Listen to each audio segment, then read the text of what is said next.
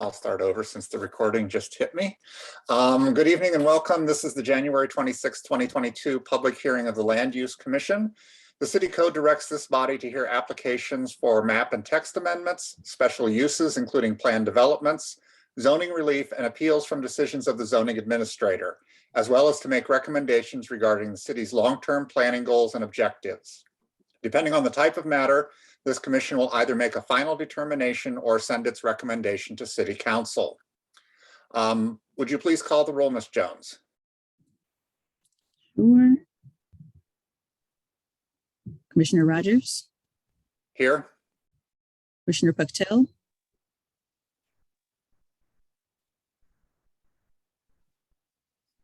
I saw Commissioner Puctel. He's here. I don't know if you've heard him. He might be frozen. I think he is. So let's skip over him and come back. Okay. All right, Commissioner Hugo? Here. Commissioner Linwall? Here. Commissioner Johnson is absent. Commissioner Mirinchev? Here. Commissioner Zordan is absent. Commissioner Westerberg? Here. Commissioner Cullen? Here. Commissioner Halleck? Here. And Commissioner Aravallo?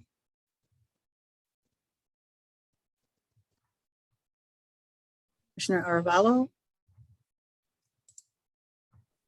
I think you muted yourself again, Myrna. Here. All right, and then I'll go back to Commissioner Puctel.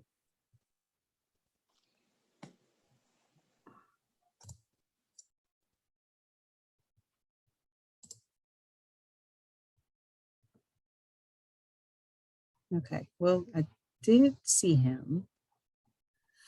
I saw him too. I'll assume that he's going to get on and go ahead and begin with the rest of this. So with 8 members present, or 9 members present, we do have a quorum. Also present tonight from city staff, our neighborhood and land use planner, Megan Jones, planner Katie Ashbaugh, and assistant city attorney, Brian George. I think that's everyone from city staff who's here. This is a formal hearing and there are rules that govern our proceedings. Most importantly, only one person speaks at a time, so all testimony may be accurately recorded.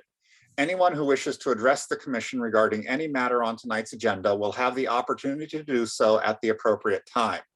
Commissioners may ask questions at any time. Our procedure is to hear from staff on the documents on file and then receive testimony and other evidence from the applicant. After that, persons who wish to make a statement regarding the matter will have a chance to do so. Any person with a legal interest in property located within 500 feet of the subject property may present evidence, reasonably question witnesses, or seek a continuance of the hearing. When all supporting and opposing testimony and statements have been heard, the applicant will be given the opportunity for rebuttal or a closing statement. Then the commission will close the record and begin deliberations and consider the standards. The commission will make formal findings on the testimony and evidence presented and on the commissioner's knowledge of the community and recommendations of staff. All testimony is taken under oath. Although we do not apply the strict rules of evidence, please limit your testimony to the proposal as it relates to the standards contained in the zoning ordinance and the corresponding staff memorandum. When testifying, please state your name and address for the record. And we don't have a sign-in sheet, so just raise your hand and I will call on you. And if for some reason after I've closed the calling on people and I haven't called on you yet, feel free to give a little shout out. Our meetings are audio and video recorded. Please make sure that your microphone is on when you are asking questions or making statements so that you can be properly recorded. All proceedings are subject to broadcast at a later date. Any matter not concluded at tonight's hearing will be continued to our next regularly scheduled meeting. We have just one item on the agenda tonight, which is 21 PL. Are we still using PLNDs, I guess, for our codes? 21 PLND 0090. for 1732 through 34 and 40 Orrington Avenue. It's a plan development. Is the applicant present? Just give me a little hello. Yes, I am. John. All right, thank you. Before we begin, the first thing I have to do is, because of us meeting remotely through Zoom platform in accordance with the executive order issued by the governor, I'll ask if there's a motion to allow us to meet remotely. I'd like to make a motion that we proceed this meeting digitally. Is there a second? I'll second. And also, we have to approve minutes, I believe, too, at some point. Yes, those are next on the agenda. Okay. The meeting remotely didn't come on the agenda anywhere, so Okay, I'm I'll just putting second that in that. here. So it has been moved by Commissioner Cullen and seconded by Commissioner Lindwall for us to meet remotely. Would you please call the roll?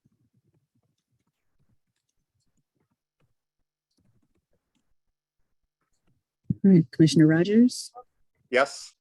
Commissioner Pucktell, Yes. Commissioner Hugo, Yes.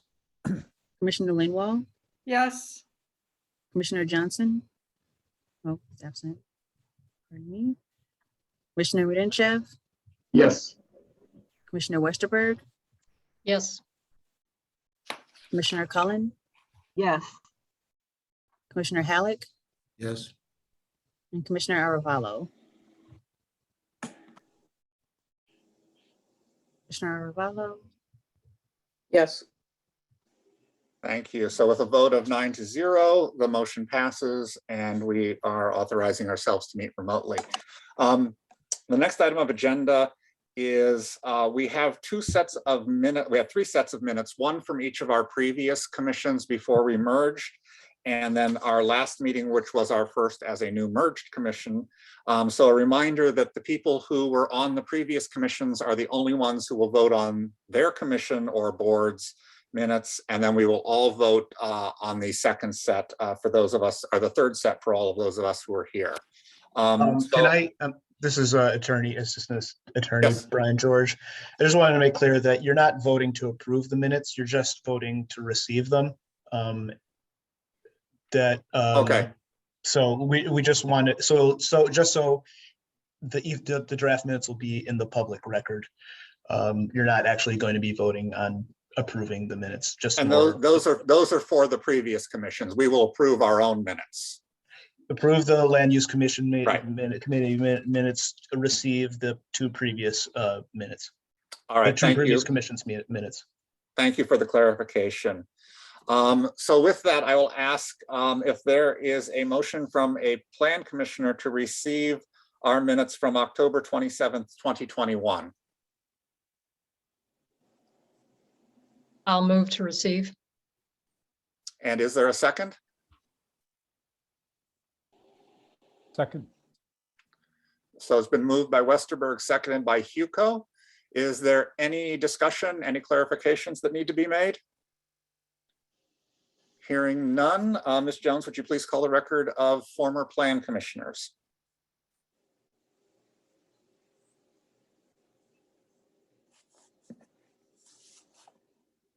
all right, Commissioner Lindwall, Yes, Commissioner Westerberg, Yes, Commissioner Hugo, Yes. and Commissioner Halleck. Yes.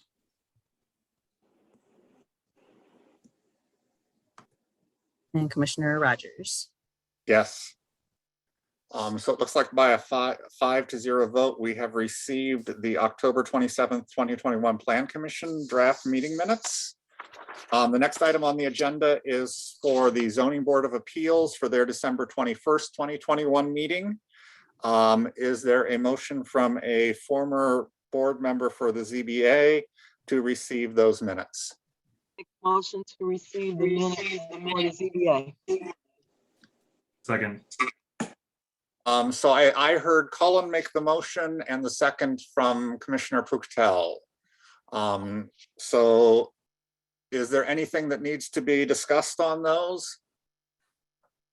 If not, if you would please call the roll of former ZBA members? Right. Commissioner Pictel, Yes. Commissioner Mudinchev, Yes. Commissioner Cullen, Yes. Commissioner Aravalo. Yes. So with a vote of 4-0, we will receive the ZBA minutes from December 21st, 2021. Finally, the last set of minutes is our minutes from our first meeting on January 12th, 2022. Is there a motion to approve those? Move to approve. Or Moved by are we Halleck. appro- Is there a second? Second, Second by Lindwall. Is there any discussion? Hearing none, would you please call the roll, Ms. Jones? Commissioner Rogers, Yes. Commissioner Pictel, Yes. Commissioner Hugo, Yes. Commissioner Lindwall, yes. Commissioner Mudinchev, Yes. Commissioner Westerberg, yes, Commissioner Cullen, Yes. Commissioner Halleck, Yes. and Commissioner Aravalo. Abstain, I was not at the meeting. So with a vote of 8-0, with the abstention from the commissioner who was not at our last meeting, the meeting minutes for January 12th, 2022 are approved. I will now continue on, moving into the first item that we have on our agenda this evening. I will ask that anybody who may be speaking to us tonight on this matter to unmute themselves at this point. I will ask you to be sworn in, and it'll all be everybody just saying yes. And I'm going to, there's no way for me to really see people raising their hand or anything, so I'm going to trust you.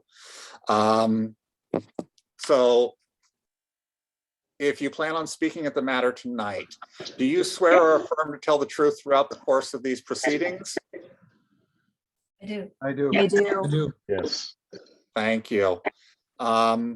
With that, I will now move into our new business, which is the public hearing 21 PLND 0090 for 1732-34 40 Orrington Avenue, the planned development, and ask that that be read into the record, please.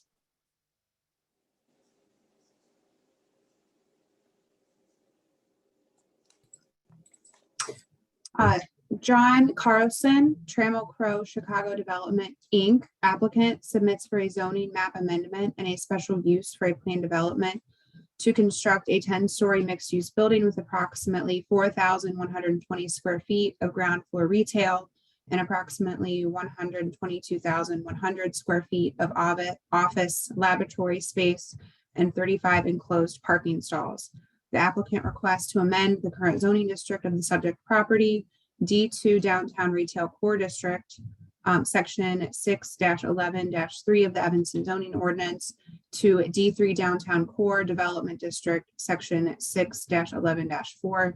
The applicant also requests site development allowances in the D3 district for one, a floor area ratio of 7.0 where 4.5 is permitted and up to 8.0 can be requested.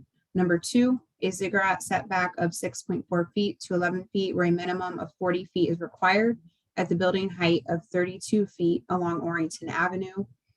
Number three, a height of 149.5 feet where 85 feet is allowed and up to 170 feet can be requested. And number four, 35 on-site parking stalls where a minimum of 211 is required. The applicant may seek and the Land Use Commission may consider additional site development allowances as may be necessary or desirable for the proposed development. The Land Use Commission makes a recommendation to the City Council, the determining body for this case. Thank you, Ms. Ashball. Mr. Carlson, if you would like to explain to us your project and tell us about the various variations that you're requesting as part of this plan development. Yeah, well, thank you very much. And do you mind if I share my screen, whoever's controlling this, I have a brief presentation. Thank you.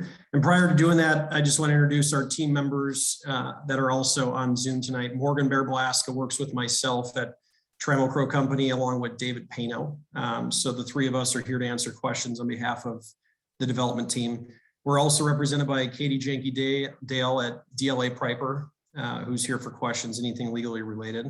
And Matt Blewett is our architect who's going to walk you through the presentation once I give a brief introduction. And then Lue Abuna at KLOA is also on the line for anything regarding traffic, ingress, egress to the site. So on behalf of all of our teams, thank you for spending your evening with us. This is a project we are very, very excited about. It's not only our first project, but it's also in close proximity to Avenor Evanston, which we've delivered last year, which is right here on the left amidst COVID. So we're proud to have that on our boilerplate of our company overview of the projects in the Midwest. And then the other two projects in the center and the right screen are our two life science projects in downtown Chicago, one of which delivered about a year ago, and the other one is delivering in about a month from now. So proud of what we design and deliver to the communities such as yourself in Evanston. And we're not going to go through the stats on this page, but really just wanted to show you the caliber of the projects we deliver. No project looks the same. We really try to speak with the community, listen to you and the stakeholders, and really drive for a great project for everyone involved. So I'm going to go through a really brief introduction of the site. I think we're all familiar with the former Burger King site I'll reference throughout this project, but this is two sites that are assembled. As you zoom in closer here, it's actually additional of the residential complex to the south, and then the Burger King lot. The total site square footage is about 21,000 square feet. And as you look from a bird's eye perspective, this is looking southwest over the campus, looking southwest. And just to show you the before and the after of what we are here to speak about. You can see in the three right images from the northwest, southwest, and southeast as you circle the building. This is an office building that is laboratory similar to the two projects I outlined downtown Chicago. This is geared towards life science, innovation, technology, and we're really trying to deliver jobs to stay in Evanston that are coming out of the university. This is a private development. It's not a public development. There's no association with the university. So this is a speculative project that we will, with the strides that we have to make to get this project approved, to secure your approvals and move forward. The goal will be to get this project to break ground in late 22 and be able to deliver approximately 18 months thereafter. As we go throughout the next few items here, I just wanted to hit on the site plan. I'm going to hand it over to our architect, Matt Blewett, to bring you through some of the elevations and specifics of landscape plans. Really just wanted to set the tone of Orrington Avenue is on the right side of this image. And then obviously Clark is running east to west on the north.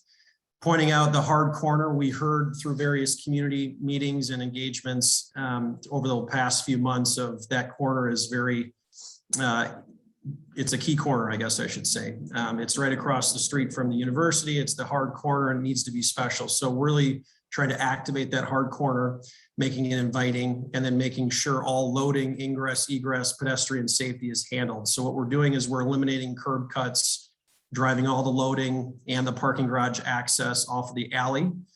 So we're going down to one curb cut based off the alley. And then we're also having an Uber rideshare drop-off portion for people coming and going to work on Clark Street right in front of that intersection.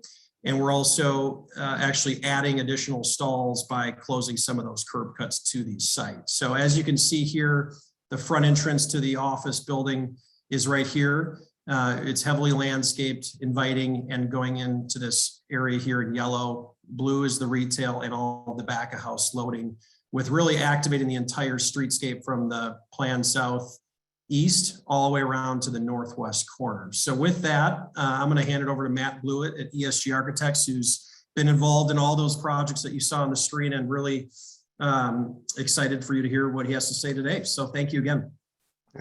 And thank you, Johnny, and thank you everyone for the opportunity to walk you through this presentation. We'll have a lot of slides, so we'll try to be pretty quick and to get to the questions and answer period. I think Johnny covered the site plan pretty well.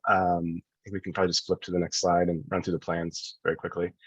Below grade underground parking, we're providing 35 spaces plus some additional motorcycle parking, and some stormwater retention would be located on this level, as well as some ancillary mechanical and electrical spaces. Flip to level 1. Again, I think Johnny did a great job of going through the program elements on level 1. Again, just reinforcing that we tried to orient all of the active uses we could along the Orrington and Clark streetscapes as well, and push as much of the back of house elements and access to the alley and to the southwest. This is the second floor. It's kind of a unique floor plan. One thing to highlight here, we are anticipating, and you'll see in the renderings, are planning for a double height space at the entry lobby, which is a feature that we've utilized in other projects, including the Aberdeen project that Johnny mentioned and Fulton Market. And it's a really nice kind of opportunity for maybe an art installation that could be an asset and a draw to this part of the neighborhood. Next slide. This is the third floor. So this is where we step back from the lot line, essentially providing our little ziggurat setback on Orrington. And then you can kind of see the gentle outline of the tower and the rounded corners to ease the edges. The typical floor plate, also with kind of a perspective potential layout. Some items of note here. The building features an offset core to the west. This provides maximal flexibility for space planning and layouts for the anticipated science and technology users. We've found working on the other projects that's an asset to these users, maybe more so than other typologies of buildings. And this building, it really strives to give the most flexibility for whatever user may come in. One other item of note is that each of the floor plates will have a balcony, as you can see in the north, kind of the top right, oriented to face the lake and to maximize views of the city and the campus. On our 10th floor is our amenity deck. So the building steps back considerably from the Orrington facade here and provides kind of a glassy amenity experience, including a fitness center and locker rooms that would serve both fitness as well as the bike parking on the first floor, as well as a large lounge area, boardroom, and then kind of the main feature here is a large outdoor terrace area that would be accessible to tenants, also maximizing views to the lake and to the city, and giving some reprieve off of that Orrington elevation for the higher portions of the building.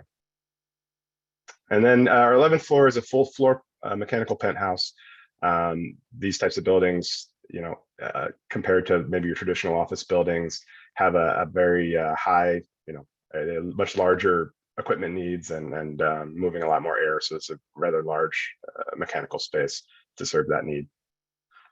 We can kind of flip through these. The civil plan, the only thing to take away from the civil and landscape is that we will be complying with the current sidewalk paving as well as planting standards. We've arranged the planters a little different on the Orrington facade or Orrington elevation, that is, to potentially provide paved area for a potential restaurant user to have sidewalk seating. And some examples of some potential species of different plantings, both perennial and annuals, that could infill into the landscape plan that we've shown. So these were to give a little extra context to what might go into that landscaped areas on grade. So just some views of the building from some perspectives here. Look at these renderings.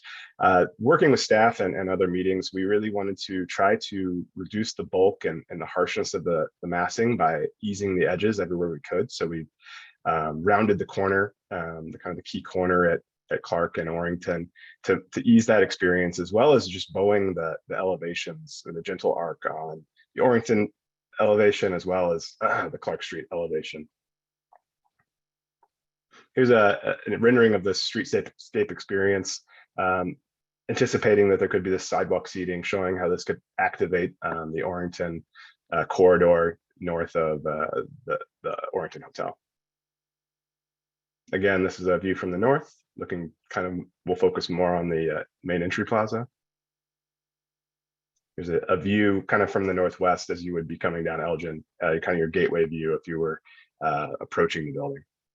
Again, easing the corner and providing a glassy corner with some interest for for that gateway kind of perspective. And then this is a view of our western facade showing that the west side of that offset core. It is naturally going to be less glassy than the rest of the building, but we've tried to activate this experience by providing a three-dimensional formed metal panel skin solution, as well as kind of jittering some of the windows and adding as much glass as we could to provide as much visual interest as we possibly can on this elevation. The pattern is meant to kind of undulate to give, again, more interest on that facade. So a view of our lobby entrance and our plaza area. As you can see, the building steps back slightly from the property line to give a little more room for larger plantings, as well as a plaza, plaza furniture, more additional bike parking outside. And you can see that double height space. We're kind of alluding to a lighting / art installation that might occupy that space. Again, the north elevation, a little closer in, showing that detail.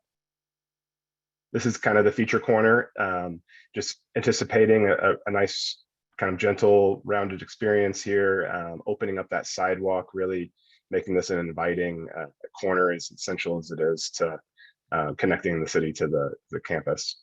And again, looking kind of northwest from the perspective on Orrington, showing that activated streetscape, new plantings, and those kind of adjusted planter areas to allow for the sidewalk seating. And this is just our eastern elevation on Orrington. You can see the balconies on the right side. This is the alley elevation facing the Orrington Hotel. You can see our entries to parking and loading. This is that west elevation. So you can see that's that formed metal panel. And then again, the north elevation, glacier and kind of inviting for the kind of main entry to the building. Just a brief review of the material palette that we're anticipating. So we've got a couple of kind of tones of more natural tones of metal panel. So metal panel 2 is meant to be kind of a champagne-y muted tone. Metal panel 1 is intended to be kind of a zinc or pewter metal accent that would be complementary to that champagne tone. We anticipate we'll have a couple of different glazing types, likely something on the lower levels that's slightly more transparent than maybe what's happening above, but we're still working through some different options for that. We've got a couple of other wood materials you can see, and you can see it highlighted here on the base that would come in and be kind of more of a natural texture and tone that we'd like to see at the base of the building. And as we roll through, this is just highlighting some features. I think we can go quickly through just showing where these materials live.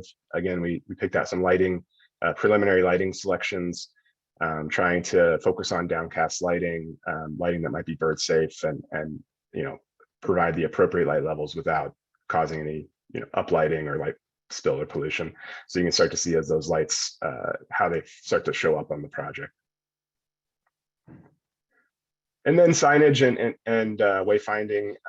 We anticipate significant signage on Orrington to direct folks to the loading and parking areas and through the alley. And then we are showing a monument signage, maybe address signage at the building face itself towards the main entry. This is just a height comparison study showing us relative to the surrounding context. We will be one of the tallest buildings in the area, but just wanted to show how that kind of relates to the downtown core and the direct adjacency. I think we can skip over the area summary. We've worked extensively with the bird-friendly Evanston group. We've had a great kind of relationship working with them. We've listed a number of our strategies that we're going to be implementing on the project. I think we're additionally studying a few others. I think the high level, we would anticipate, well, we don't plan to use any glass railings in the facade zone 1. So that would be the railings adjacent to our roof deck on level 10 and the railings adjacent to our roof deck on level 3. Additionally, our balcony railings, we've committed to either doing all metal railings or providing bird-friendly, that is fritted glass infill if we do go the route of glass railings. We've also committed to looking at the plantings on the level 3 roof area as it steps out to make sure that those aren't providing they're not tall enough or providing the opportunity or enticing birds to run into the glass, as well as looking at the plantings on grade to see what can be done to minimize what impact those plantings might have. And then we just have a couple of traffic studies just showing, or turning studies showing entry and egress out of the both the loading area and the parking. So we can flip through this. This is for the loading. So first one was entry, this is leaving. And then for the parking deck on the left, entering, and then on the right, leaving. Thanks. And this is Johnny Carlson again with Trammell Crow. And I just want to, in the presentation, prior to jumping into the public benefits that I'm going to outline here shortly, just to rehash where we are. It's a 10-story life science office building, and it's 35 below grade parking stalls.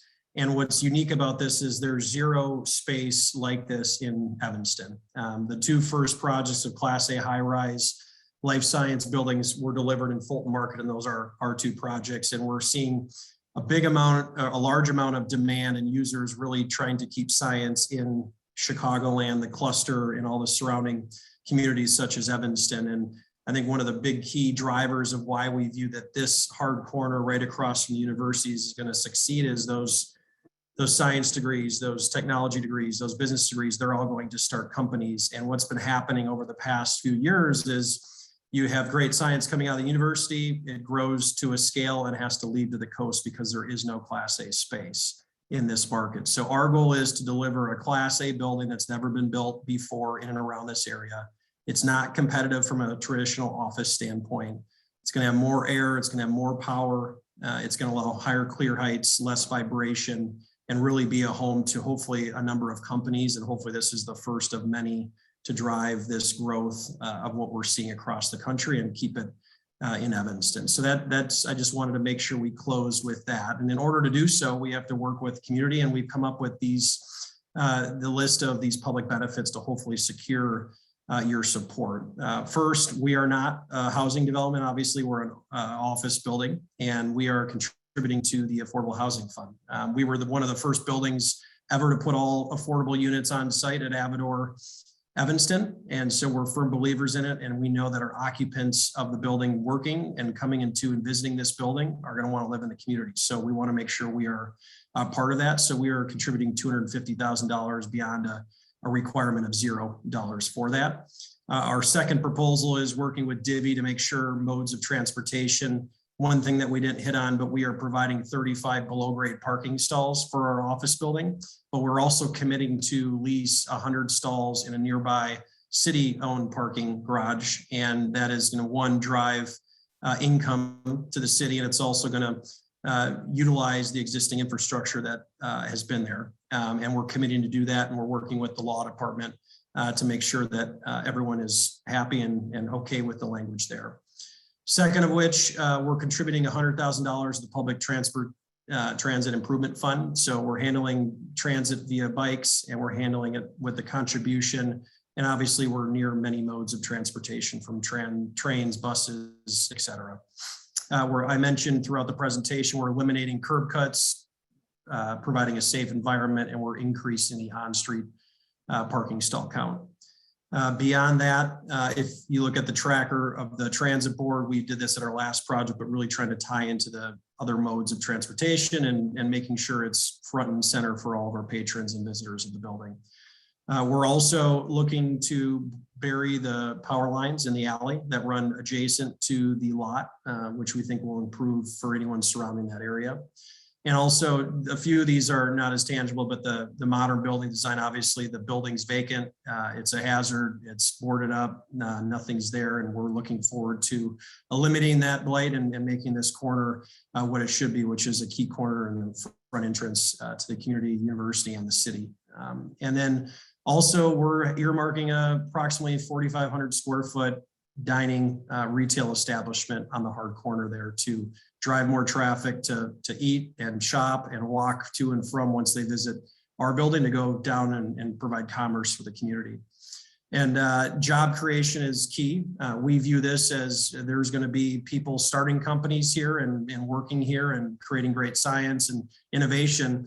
But not only that is those companies are going to grow and they're going to want to stay where they started. And if they can grow here and not have to move their families, that's a strong piece. So we do think that'll not only create thousands of jobs, but hopefully it'll carry into many years to come. And then just the new street trees trying to tie into the landscaping. This is a unique corner where it has big setbacks and allows for big buffers of tree beds and working within the code with the city. And right now there's no below grade stormwater detention. We will obviously provide that per code, bury that in a vault and make sure it's released at a slower rate. So overall, we feel that this is a good set of public benefits for what we're asking.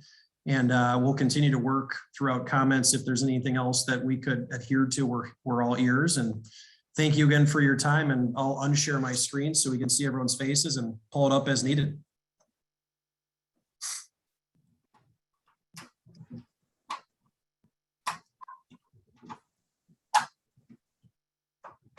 You're muted, Chair Rogers. Sorry. I said thank you to Mr. Carlson for the presentation. I know staff also has a presentation that they would like to share. So before we move into questions from the commissioners, some of that might be answered by our staff presentation. So I'm going to let them go ahead and do that first. So Ms. Ashbaugh, I'm assuming that is you. Yes. All right. Okay. Let me get my tab pulled up. Okay. All right. So as Mr. Carlson and his team have already touched on, the subject property is 1732 through 34 and 1740 Orrington at the southwest corner of the Clark, Elgin, and Orrington Avenue property.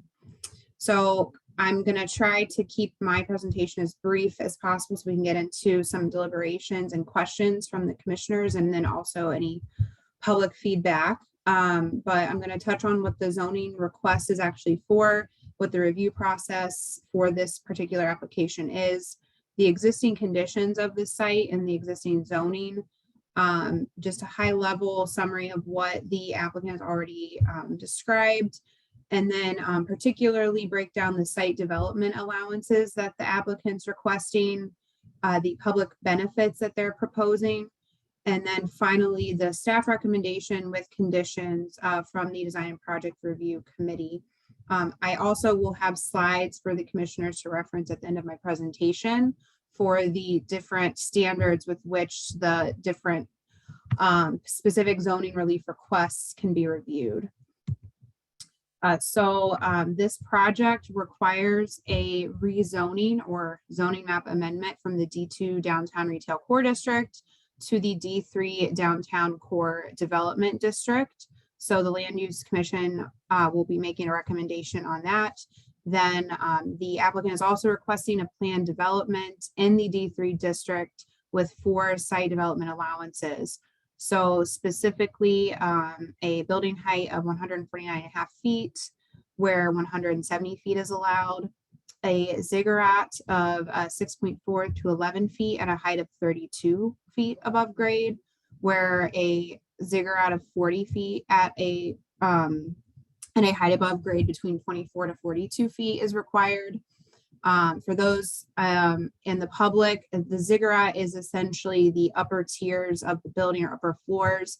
The distance at those upper floors is set back from the lot line, in this case from Orrington Avenue. So a slide later on will kind of better illustrate that. A floor area ratio of 7.0 where a floor area ratio of 8.0 is allowed. And then finally 35 on-site parking stalls where 211 are required. So the review process for this application, there was a community meeting in September where the applicant did kind of touch on just a high level what they're proposing to get informal feedback. No action was taken, and a council member, Claire Kelly, hosted that meeting for members in her ward that were interested in attending.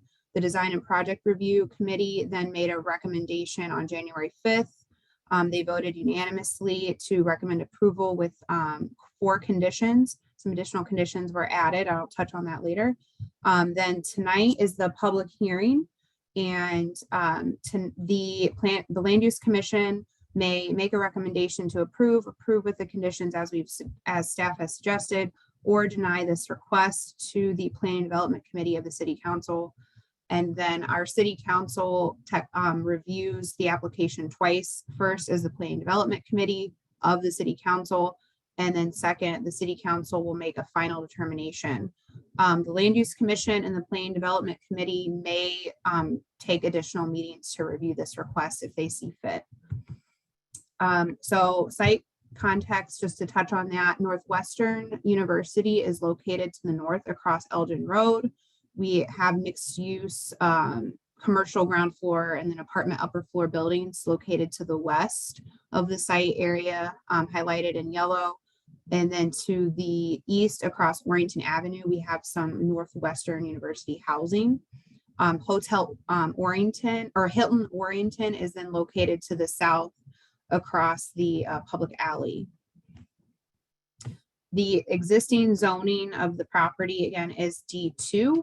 Across Elgin Road is U1 University housing. Additional D2 zoned properties are located to the west and to the east. And then the D3 district is located immediately to the south, which does include the hotel. And then you can see the D4 downtown transition district to the northwest of the area, a block over, and then we have R6 general residential district. Just a couple highlights of existing conditions. I'm sure everyone is familiar with the long vacant Burger King property. There are 18 surface parking stalls on the property, and there's a shared access drive off of the west side of Warrington Avenue. And then there's a 3-story, 6-unit apartment building at the southeast corner of the property. It's about a ½ acre in total. And there's also an access point off of the north side of the property from Clark Street. Both of those access points are left in, left out because Warrington and Clark are northbound and westbound only one-way streets. So the applicant, they're proposing a floor area ratio of 7.0. I'll show how we come to that calculation in a couple slides. The overall height is almost 168 feet. That's to the top based on some approximate measurements of their elevations, the top of the exhaust, but the height is measured to the top of the highest occupied floor. So there's 10 floors above grade. It's the top of that 10th floor that's requiring the site development allowance.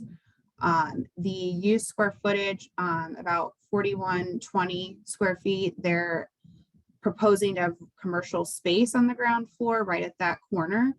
And then below grade, they'll have 35 parking stalls, and they also are going to have 8 motorcycle moped spaces. An error in the slide, the 40 bicycle spaces, that's actually going to be on the ground floor, and a dedicated bike room right off of Warrington Avenue for employees to access. And then finally, the upper floors 2 through 9, that's going to be where the office and laboratory space is located. So the proposed zoning is to the D3 downtown core development district, which the property immediately to the south across the alley is in that zoning district. So we're contiguous with that, which is best planning practices and also consistent with case law. And then the D2 district does kind of continue to surround the subject property. The site plan, they are proposing off of the public alley to the south. The loading dock is to this about to the middle. I think, are you able to see my arrow on this? Okay. So this is about where the loading dock is. And then to the east of that is the entry into the below grade parking garage. There are pedestrian entrances along Clark and then also along Warrington. And the commercial retail space or restaurant space is what anchors that corner. As a public benefit, the applicant is going to be reconstructing this alley and burying the utilities.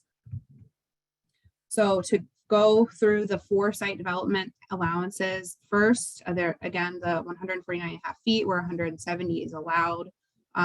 This to just kind of show the overall height of the highest floor of the occupied space. And they're actually still under what they're allowed to request. Then the floor area ratio. So that number is determined based on the square footage of the property itself. So I wanted to kind of break down the math of what they're allowed to, they could have requested, and then what they're actually requesting here. So they're below the 8.0, which would be, if they were requesting that, that would be 172,192 square feet. They're asking for 149,630 square feet, which triggers the 7.0 floor area ratio. Site development allowance number 3. So this is the north elevation if you're looking south. This was hope the easiest way to kind of illustrate what the ziggurat setback is. So Orrington Avenue is on the left side of the elevation. This 40-foot dimension is approximate, but if the building were to comply with that, the floor plates would be pushed back quite a bit. They're proposing a varying ziggurat setback of just about 6.5 feet to 11 feet from Orrington Avenue. And they are proposing it within that required range of 24 to 42 feet. And the last site development allowances is related to the parking. They have 35 parking stalls in the lower below grade level for employees. The applicants informed staff and the design project review committee that the parking will be programmed based on the tenant's needs, whether they end up leasing directly through building management or the prospective tenants as employers kind of get a set number for their employees. They'll determine that as needed.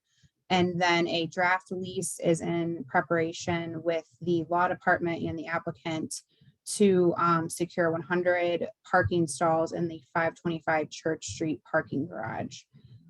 So that is a condition of approval that will be more fleshed out by the time it is considered by the Planning Development Committee and City Council, as is standard tip city policy. But right now, that's where the condition is. The moped or motorcycle parking is located here. That is a bit helpful to anyone. And then the accessibility stall or accessible stalls are located here. They also are including 6 electrical vehicle charging station ready stalls, and 2 stalls will already be outfitted with that at the time of building completion. And that's something that was requested by the sustainability coordinator at Dapper. So here's just the chart of all of those site development allowances I just touched on. The loading space is compliant. They don't need a site development allowance for that. They do need one for the ziggurat, the building height, the floor area ratio, and the parking. And again, here's their list of public benefits. Couple things to note. While they are proposing many of them, a couple of them are inherent to new development, such as doing the stormwater detention, street trees, and kind of continuing that streetscape would be required if there were any development on the property. And then having a new building, you're inherently going to have a modern building design that is going to be up to code, and then also up with best construction practices. This building will also be required per city code to comply with the green building ordinance as well. So that's something that all new construction has to comply with. And I think that leads me just to the staff recommendation. So these first 4 conditions were recommended specifically by the Design and Project Review Committee. So staff is recommending approval with the following 11 conditions. First, that the bike parking follows APBP guidelines. The adjacent sidewalk along Orrington carried through the alley without a change in slope. The pedestrian walkway is maintained along the building between the building and any patio area, and that showers and the locker rooms be reflected on the plan. These were additional conditions added since the design project review committee. The first condition 5 is just referring to the parking lease that they're going to secure 100 additional stalls at 525 Church Street. That they have a waste management plan to include recycling and composting. That's kind of become a more standard condition for these larger developments. Number 7, I kind of mentioned that, but the reconstructing the entirety of the public alley located to the south. Number 8, that is another item that we have added that's been in other developments, just that they monitor delivery hours and that they're restricted appropriately outside of rush hour.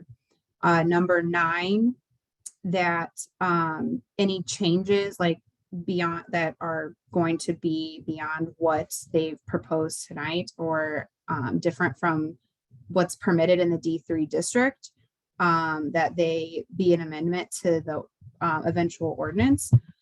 Number 10, they discussed their cooperation with the Birdford and the Evanston group, so they're aware of that. And then finally, this is the most verbose condition, but this is to address the feedback from the public at the community meeting in September, where there were some concerns with regard to if the property or the tenants were ever majority nonprofit owned or sold to Northwestern, and to make sure that the city still is going to get the financial benefits from the development as if it were still actually operated by a private company under private ownership. That draft is also being reviewed by the law department and the applicant. That will be considered farther down the road as well with Planning Development Committee of City Council and the City Council. So that concludes my presentation. I can kind of touch on the standards if you'd like, Chair Rogers, or would you prefer to do that closer to deliberation? We'll do that during deliberation. I think I want to get to commissioner questions before we move too much further away from the original presentation, so they can remember what questions they had. So at this point, I'm going to open it up to commissioners to ask questions on either of these presentations, the one from the applicant or from staff. Commissioner Lindwall was first. Hi, I have 2 questions for staff on the recommended conditions.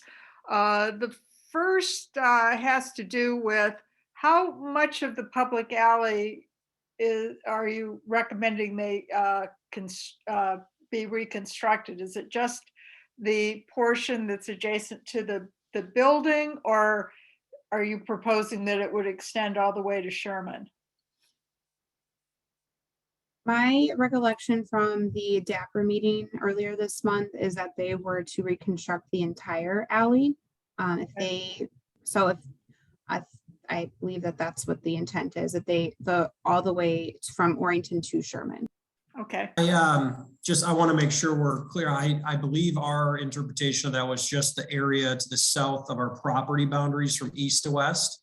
It's the whole alley, but it's the portion that abuts our portion of it. I believe that's what we were planning, and I think that's what we planned for. So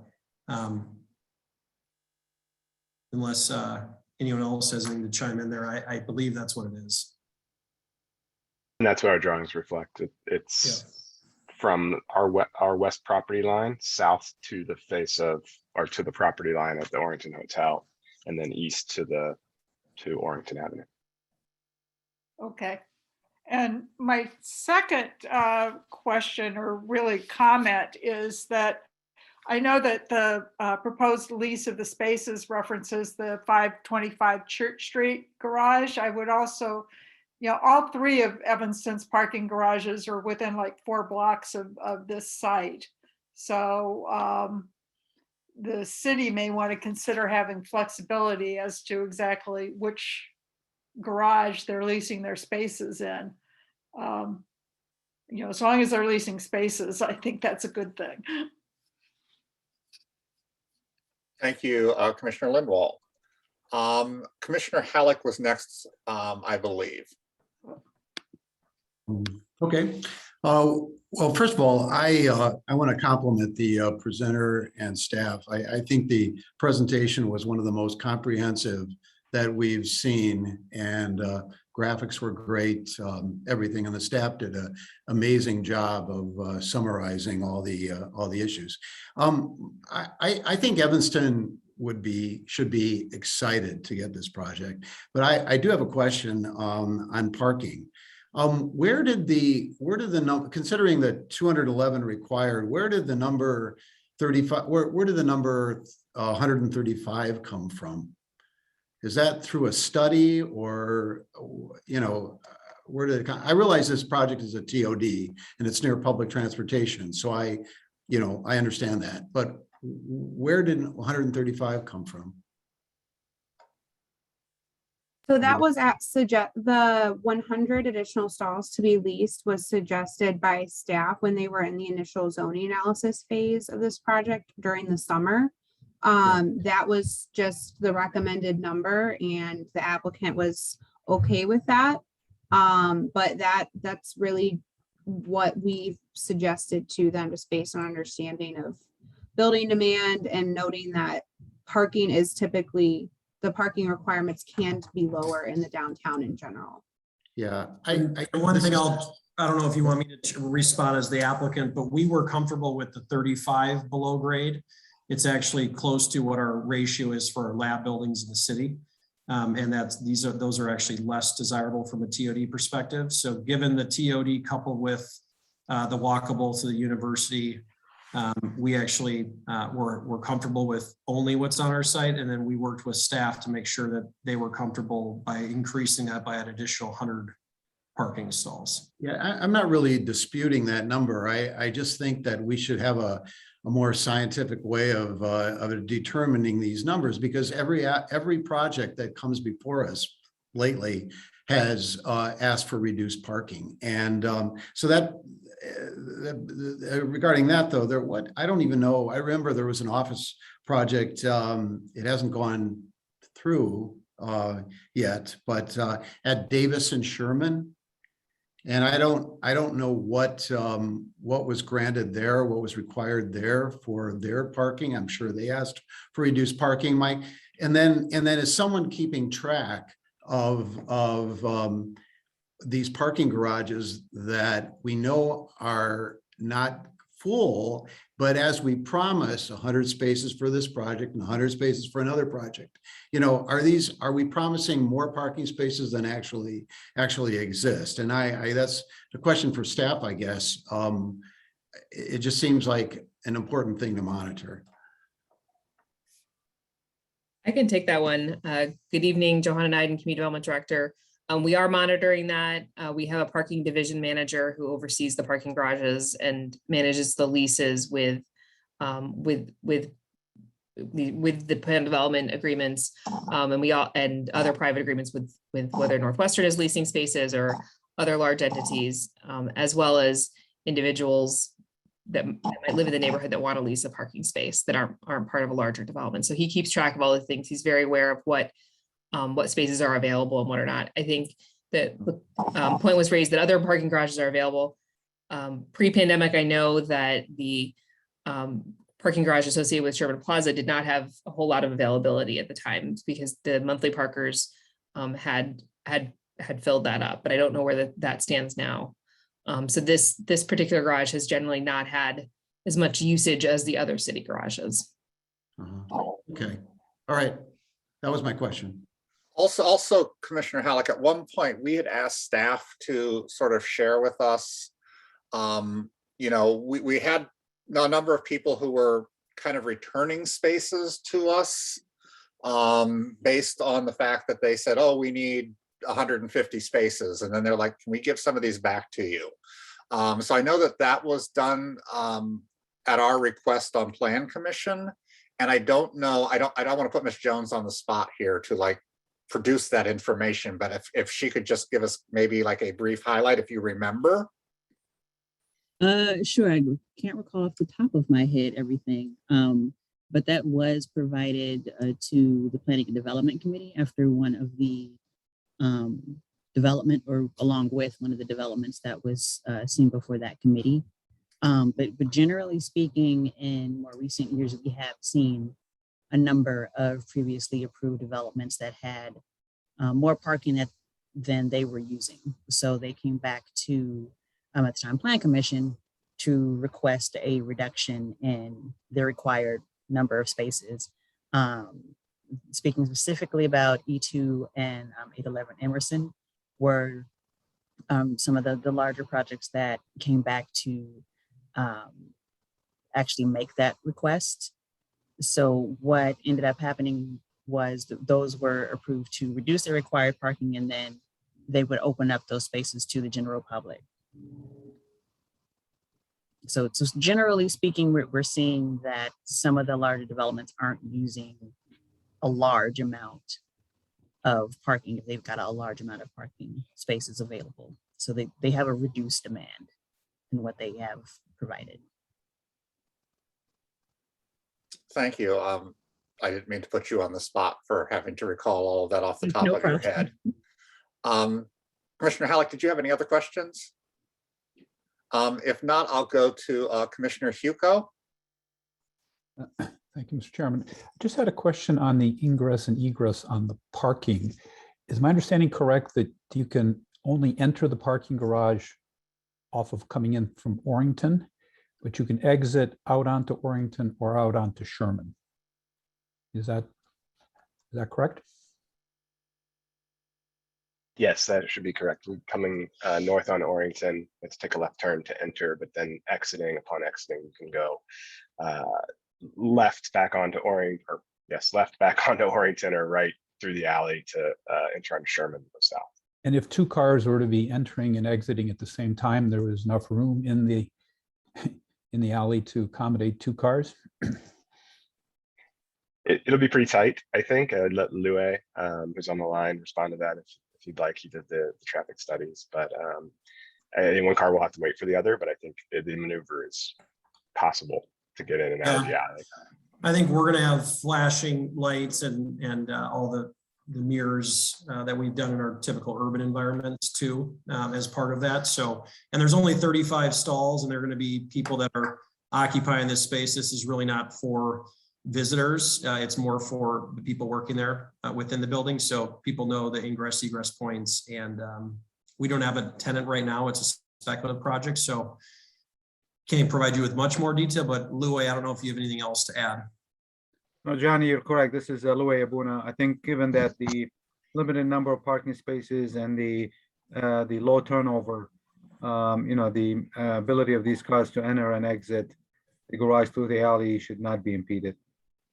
And one other thing I'd point out is, given the type of building, it's not like everyone's rushing there at 8 a.m. This is a building, there'll be science going on throughout the night, running experiments. So this is traffic patterns that are not going to be everyone rush to work and leave at 5. This is going to be sporadic throughout the day and evening on a slow pace. Thank you. Thank you, Mr. Carlson.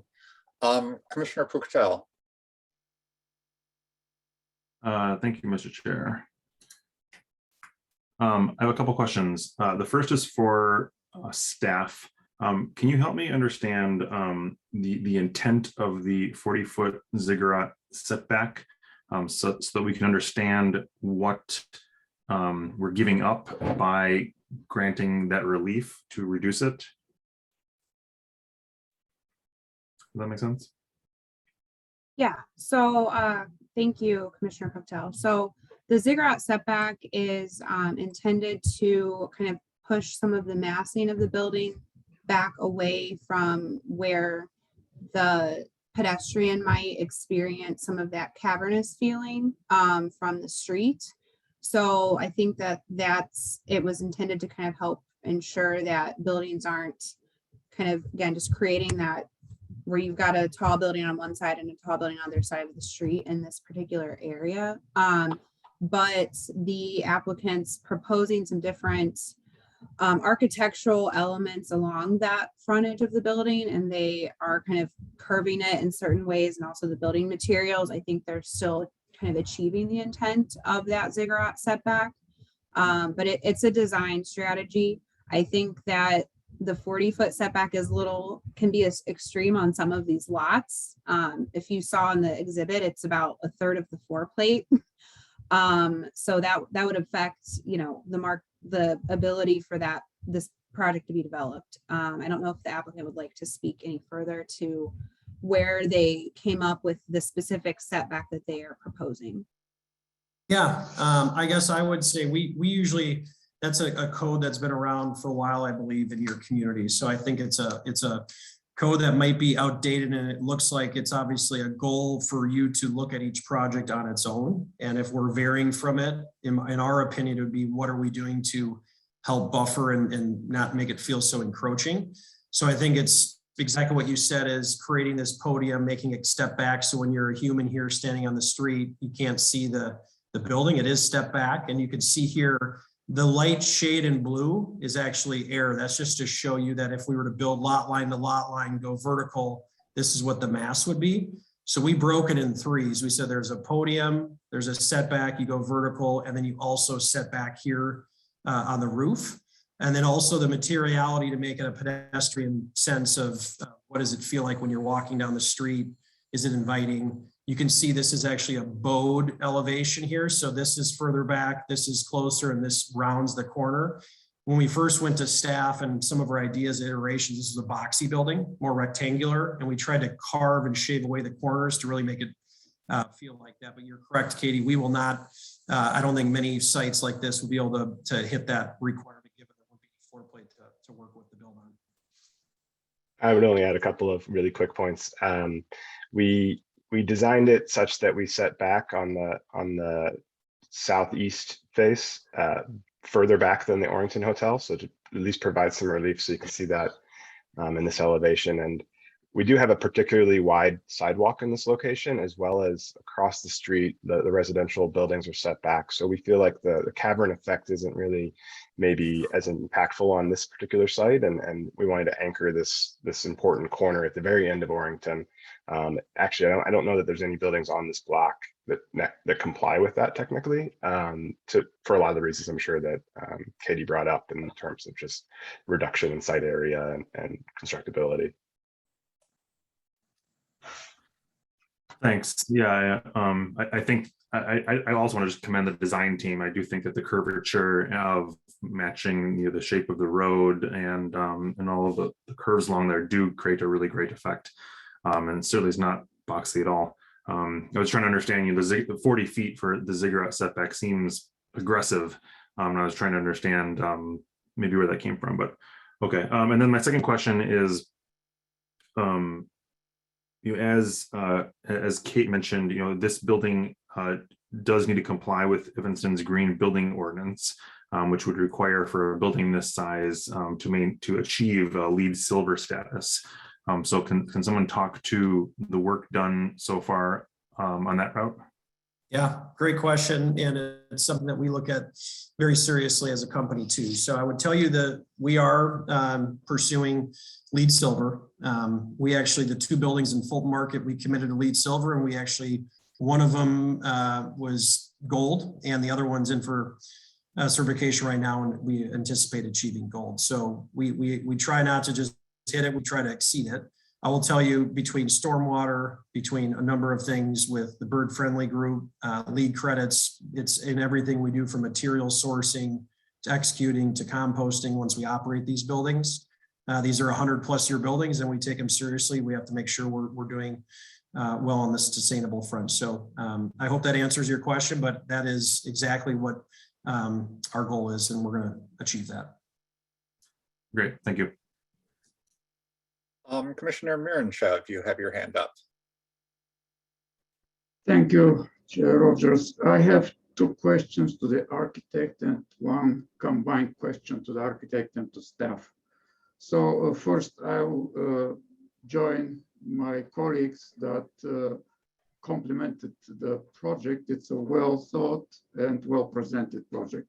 Thank you for that. So the questions to the architect, and these are a kind of directed to lowering the height of the building. First, can you work with a smaller floor-to-floor height instead of 14.6? Yeah, so the reason why that is there is equipment from a laboratory perspective. So research, innovation, bioreactors, fume hoods. Once the ductwork to bring the air to and from those areas of the building and running electrical, you really don't have a huge plenum left to create a 9-foot clear height from a Class A perspective. So think about the 9 foot below is where you'll see, looking at a grid within a lab. Above that ceiling grid is the plenum that's going to be housing all of those items from a robust infrastructure standpoint. So in our minds, that's the bare minimum. We're actually at 15 feet floor to floor in Fulton Market, and we were trying our best to be at a height we can still deliver a 9-foot clear and deliver the type of space that we need to do for our occupants. Thank you. The other question is again towards lowering the height. Is it possible, I will rephrase this, is it possible that you combine the top 2 floors into a single one? Are you speaking to, how about this? I'll pull up. I'm speaking about the amenity floor and the utility floor. Yes, I guess from our perspective, to deliver this, you need the amenity floor, the utility floor. So you saying, maybe walk me through so I make sure I'm understanding your question. This is the amenity floor. We really wanted to, this is part of, I believe, Commissioner Puctel on this. So, I'm sorry to interrupt. My point is keeping the outline of the floor, just combine them, which means put the utility floor together with the amenity floor in the same footprint, not going over the terrace. So that we use the bulk of the 2 top floors, because this is something that obviously catches the attention in the site. It's too high and it's too tall over there. Yeah, I think, well, one, we need the area. Design idea about that. Yep, that's a great comment. And it's something we actually looked at originally. Before, we were actually having it be a lid with a different facade treatment. So it was darker, it was a different tone, different metal panel, and really accentuated that cap, I guess I'll call it. Yeah. And then we met with staff and Dapper and the community, and they really said, let's soften that corner. So this used to be basically a corner here. We pulled that back. We made the glass go all the way up to the mechanical level. And then from there, we made the material be the same color and tone, so it kind of blended in with the facade. And then you don't see this whole side of it because it's offset from the core. And then up here, we pulled it back. So you really don't see it as much. But I want to make sure I'm understanding your question is this area is needed 100% of the space for equipment, given there's chillers, boilers, rooftop units to support the lab. So we need this no matter where it is. So if we were to combine this, something would have to go and the amenity would just shift down. We'd lose square footage and we'd be below where we're at today. So there's really not a way to combine that. I'll just add from a design perspective, we did review if the 10th floor was a combined mechanical penthouse and amenity level with a much smaller or no roof terrace at that point. From my perspective and from the design, I think it appears taller and bulkier in that massing. By pulling back on the 10th floor from this perspective, you don't see that height from this particular angle. And when you do see the height, it's a more slender tower and it reads as a separate mass from the larger, bulkier element. So that was what kind of drove us to consider putting the mechanical farther away from Orrington, farther away from the corner, kind of orienting it to the west and to the south, where that height can rise in a smaller, more slender mass, and then have the lower element that's slightly bulkier still be perceived as a shorter building, to be honest, because if you were to pull that all the way to the face, it's going to feel taller, at least as compared to the Orrington next door, the Orrington Hotel next door. Thank you. So I'll continue with this, and this is a combined question to both the architect and staff. I'm concerned and asked the question about these top floors because I'm concerned how these will be visible from the west. And now talking about the west facade, I have two, let's say, question comments. First, what will happen if the adjacent property requests the same change of zoning to D3 and requests building a similar in height and in volume building on the property line with this building? What will happen then with the west facade of the building we're currently discussing? And as part of this question, what is the fire protection of the west facade if there is a building on the property line next to it? I guess, do you want me to answer that first? No, I can at least jump in on the fire protection element and the west facade. So as currently designed, our unprotected openings are to the percentage that meets the requirement based on our 5-foot setback from that property line. So we should have no fire protection issue between if someone was at a lot line in our neighboring site. That's actually one of the reasons why that particular facade is less glassy and mostly metal panel and a solid face because of our proximity to that property line. But our current lot line, if someone was to be adjacent to us, there should be no additional fire protection measures needed from our side, as long as their glazing percentage and their protected openings are covered from their setback from their property line. And that's really what drove a lot of the design with the offset core, because there will be most likely in the future something built there. And that's where the offset core, let's dress it up. But if something were to be built, it's not like it's covering up all facades of our glass. And then north, east, and south were protected by the alley setbacks to really concentrate that. So we always do models when we build these early concepts of throwing buildings on all sides and what would happen if someone built just like us. That's really what we made sure we passed that test. Thank you. Thank you. Good questions. Commissioner Moonshev, do you have any other questions? No, thank you. Thank you. Commissioner Lindwall. Just kind of a quick follow-up. How far are you going to be from your west facade to the adjacent 3-story residential building? You said you have 5 feet to your property line, and do you know approximately how far away the apartments are? I'm sorry, this is Matt with ESG. I should correct that. Our technical setback is 2.75 feet. That's to that elevation also arcs, similar to the north and the east, but it doesn't change the percentage of glazing is going to be compliant with the setback distance from that property line. And to answer your other question, parts of that residential building are literally on the property line, as far as I can tell from the survey.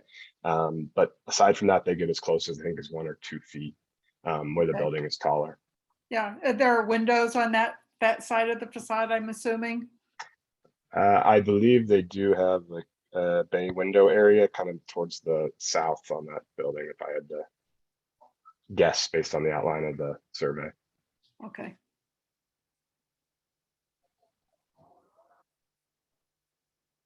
Any other questions, Commissioner? No. Thank you. I have just a couple quick questions. Could you, Mr. Carlson, probably be the best one, sort of explain what you mean when you talk about life sciences and people hear about laboratories and what kind of materials are going to be used and things like that?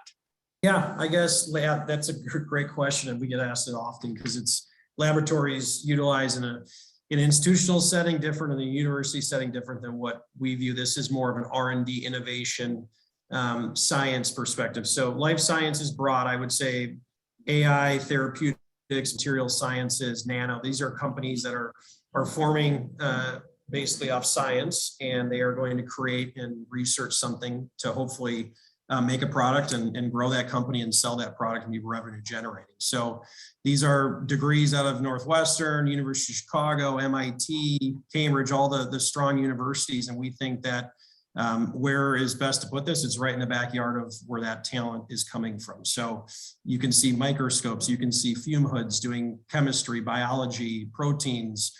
You can also have people working behind a computer supporting a chief science officer, figuring out how to create a therapy to fight cancer. So it could be all over the board, but that's the easiest way to say that. People use the word laboratory science pretty loosely, but that it's going to be a wide range, especially with technology meeting science and less in the microscope, but more on the computer and really researching how to bring things forward and into the market to save lives and create better technology for the end users. Thank you. Do any other commissioners have questions at this time? I have one question, Chair Rogers. For the architect, can you talk a little bit about the size of your loading dock? Apparently, staff feels that is, although it's a short loading dock, it should be acceptable. Can you talk a little bit about, given the constituency you hope to attract there, how many truck deliveries would be coming in, and are you concerned with any kind of backup there? It's a good question, and as you can probably tell from the floor plan here, we're trying to accommodate a lot of different program elements on this very small site as compared to some of our other projects. But I do think, given the size of this building and the volume of traffic we might see more smaller delivery type vehicles than what we're showing here. And I think we're accommodating a single berth here, but there's plenty of staging and additional space around that berth to help accommodate any kind of challenges we might see as we see deliveries come and go. I think in terms of, I would point out that the building in Fulton Market, that's 300,000 square feet, that's 1375 Fulton, has one loading dock, and it's actually a tougher maneuver. So we're not concerned from an operations perspective at all, and we've proven out our turning radiuses. I think what we find in these buildings is you'll have a number of the users, they're not going to be working together. They're going to be on their own floors doing their own science, but from gases, from deliveries of materials, they're all going to use the same vendors, and those vendors are going to come in at various points. And we've committed to excluding peak hours of deliveries within the conditions. So I think from controlling the ingress, egress, all these users are going to be using the same vendors in the building for economies of scale. And then we've proven that we can do this, and it's double the size of the building in Fulton Market. So we have no concerns at all. And I think we're meeting code from that perspective. Lue Abuna, if you want to chime in at all.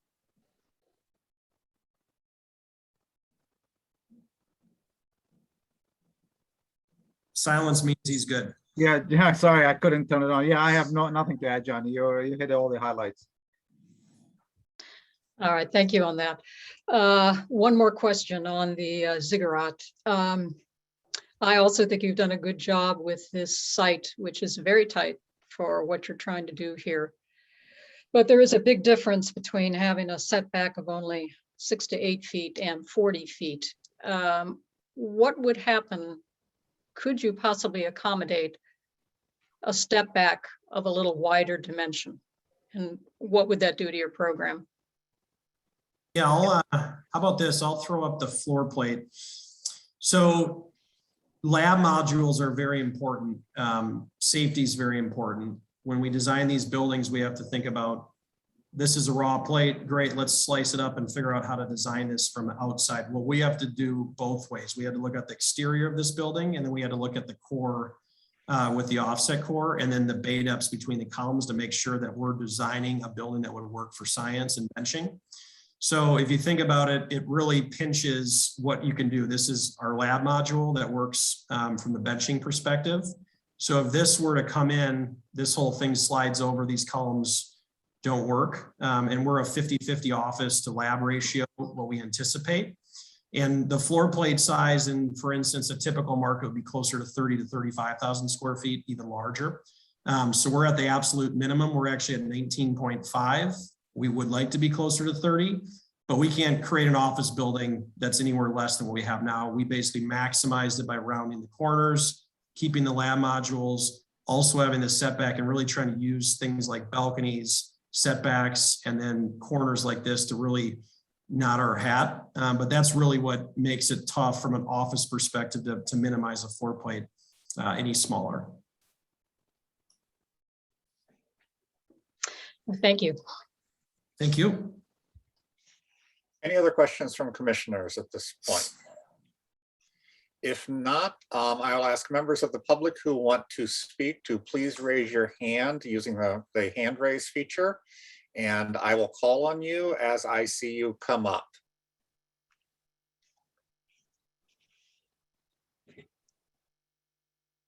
Anyone?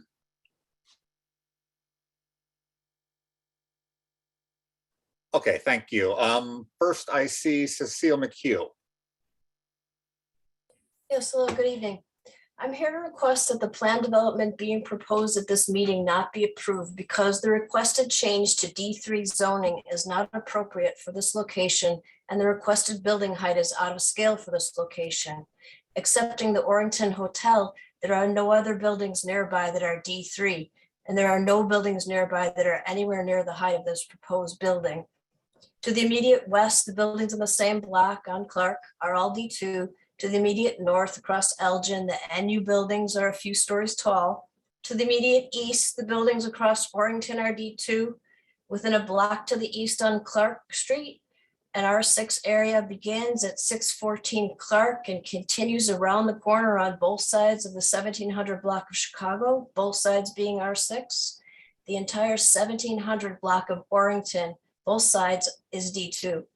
At the far end of 1700 block of Orrington on the east side is the library, which is D3, but of course nowhere near the height of this proposed building. This building will tower over all the other buildings in its vicinity. D3 zoning, which is intended to provide the highest density of business infill development and large-scale redevelopment in downtown Evanston, is not appropriate here. Whereas D2 zoning, which is intended to support traditional downtown shopping in Evanston, is appropriate here. And I'm sure, as you know, I'm quoting from the city code or zoning regulations. Given that an update to the Evanston comprehensive plan is expected, a hold to zoning changes seems appropriate until the plan has been approved. I'm also concerned about the required setback not being provided. Non-conformance of setback requirements detracts in so many ways from the appearance of a building and the way that it fits into traffic and pedestrian traffic. I'm also asking for a continuance of this meeting regarding this development before the development is voted upon so that the following information can be considered and provided first. An impact study of parking and traffic done by an independent resource provided by the city, not by a resource provided by the developer as needed. This has been talked about, and the reason being that it's really important that one of the reasons being that it's important is that the cumulative impact of multiple developments in an area can be considered together. Additionally, I think it's important to have a current supply demand study showing a need for this type of office space so that the office space is not vacant. And a wind impact study. I have a draft in written form. I think it's necessary for me to send this to maybe the chair, is that correct? In order to have this continuance be granted, and I have that ready to send. Actually, if you can highlight it into the chat, that's probably going to be the easiest way for everybody to get a record of it. Okay. I'll just copy and paste it. You don't have to copy and paste the whole thing. If it's long, just kind of the highlight of these are the points I'm looking at. I think it's pretty. I think will meet your length requirements. So I will just copy and paste right away. Okay, thank you. Thank you very much for your time. Appreciate it. We have a request for a continuance. According to our rules, it's at the discretion of the chair as to whether we go ahead and continue testimony. Because of the number of people that we have on here and people who have made time for this, I'd like to go ahead and continue to receive testimony, and then we will discuss the continuance at that point. But I do want to give everybody who showed up tonight an opportunity to speak on this and to be heard. So with that, I'm going to go ahead and move on to Lori Howick. If I'm pronouncing your name correctly, I see have your hand raised. Thank you, Mr. Chairman. I do not have anything as prepared as Cecile. I just have a few questions for the developers. More information about, do you already have tenants lined up? What kinds of labs, what kinds of research, what kinds of handling of hazardous material, disposal thereof, incineration, for example. Also in the staff recommendation, the guarantee that this building will not at some point become a not-for-profit property and therefore taken off the tax rolls. And how do you see your tenants' relationship with someplace like Northwestern affecting that status? If you could just talk more about who you see going in, if you have tenants already lined up, and what kind of waste and hazardous materials you foresee on site. Thank you. Thank you for those thoughtful questions. I'll just hit on a few about hazardous materials. Obviously, there's codes we have to abide by, professional services. This will be a 24-hour run facility with experts in their field handling those. All these users within the facility have to follow IBC from a code perspective and make sure that all those items are handled delicately. Regarding the types of companies, I think I already reviewed that previously: therapeutics, device, artificial intelligence, anything like that from a technology perspective. This is a speculative project, just like our downtown Chicago projects. We built them, we fill them, and we create those after making the investment. So we do not have any tenants for this project. We do not need tenants for this project. And this is just like every other project we do, and try to build in communities like this and build a first-class project. Hopefully I answered all of your questions, and thank you again.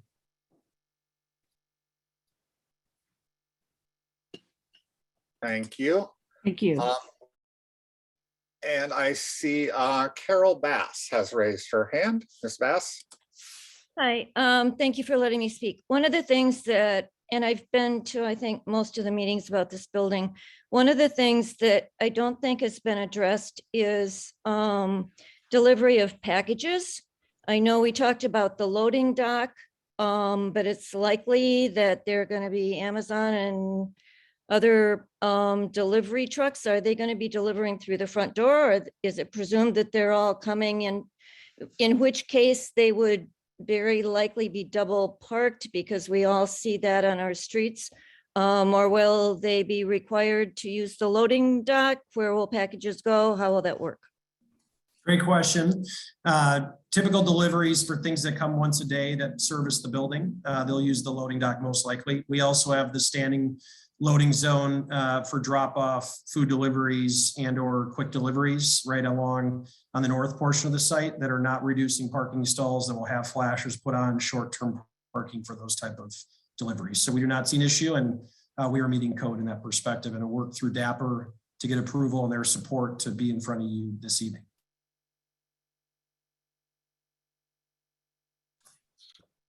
Hopefully that answers your questions, Ms. Bass. Mostly. So it's my understanding then that there will not be Amazon and other delivery trucks double parked outside the parking space, or keeping other cars from dropping people off or picking people up. And where are packages going to be stored inside the building? Because, you know, Amazon doesn't take them upstairs and deliver them.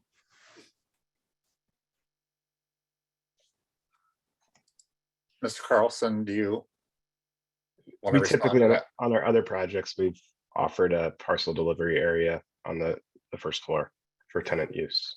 Yep. You'll have that in this building? Yes. Yeah. Packages are an enormous issue nowadays.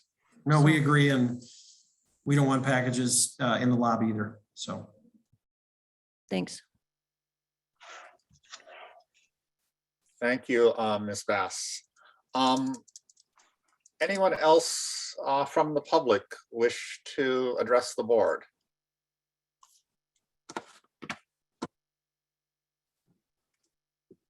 I am not seeing any other hands. Going once. Going twice. All right, thank you to the public for your comments. We have had a request. Let me see if I can copy and paste this to everyone. So the other commissioners can see it. So in the chat, I've put up Ms. McHugh's request for a continuance. So everyone has a chance to see it.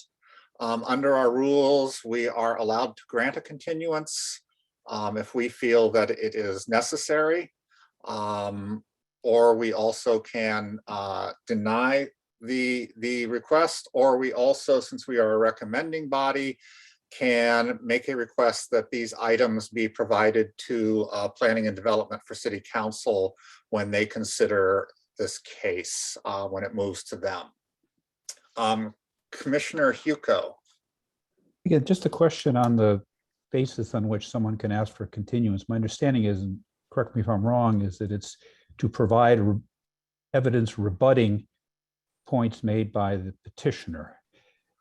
It doesn't seem that the basis, if that's true, the basis of this continuance does not seem to be to allow the requesting party to provide rebuttal information. It's just asking for more studies to be undertaken. But I guess it turns on what is the basis by which a continuance can be requested. The continuance can be requested, and we've changed our rules a little bit. ZBA came with one set of rules and Plan Commission came with a second set of rules. And so when we combined our rules together, the continuance was at the discretion of the board.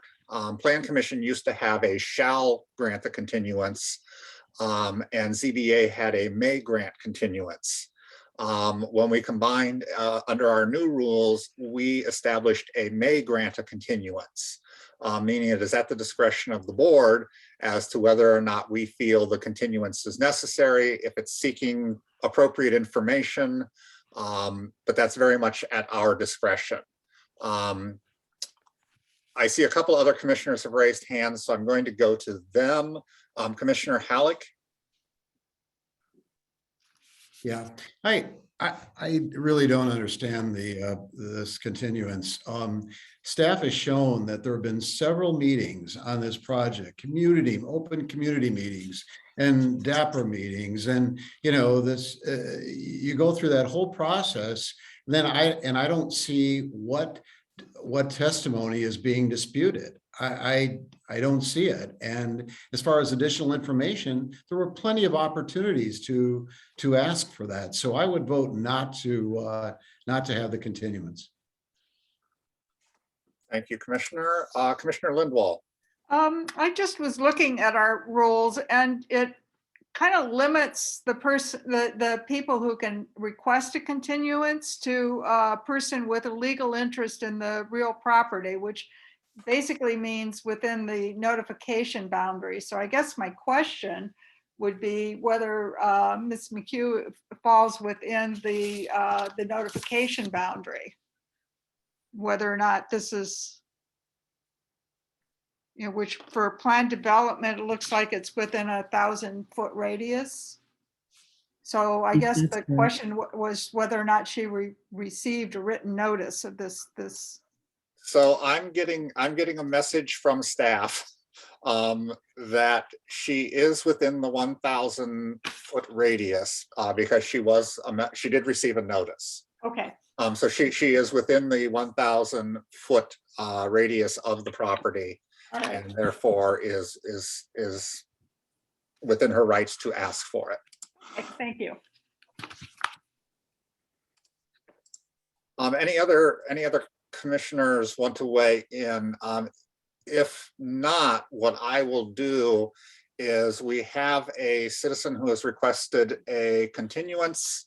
And before we close the record and begin any discussion or anything like that, I will ask for a commissioner to make a positive recommendation on this if someone feels so compelled. to grant the continuance, and then we will take a vote to determine whether or not we want to grant the continuance as a board. Positive recommendation that we do the continuance. I believe I heard Commissioner Cullen make a recommendation to continue the case. We would have to give to it, pardon me? Yes. Yes, we would have to continue it to a date certain. So just staff, I'm going to look to you. It would be the 9th would be our next meeting, if I'm correct. I'm looking around for, there you are. Correct. Yes. So it would be a continuance until our meeting on the 9th of February. Is there a second?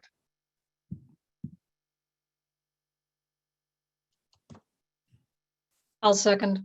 It's been seconded by Westerberg. So there is a motion to continue this matter.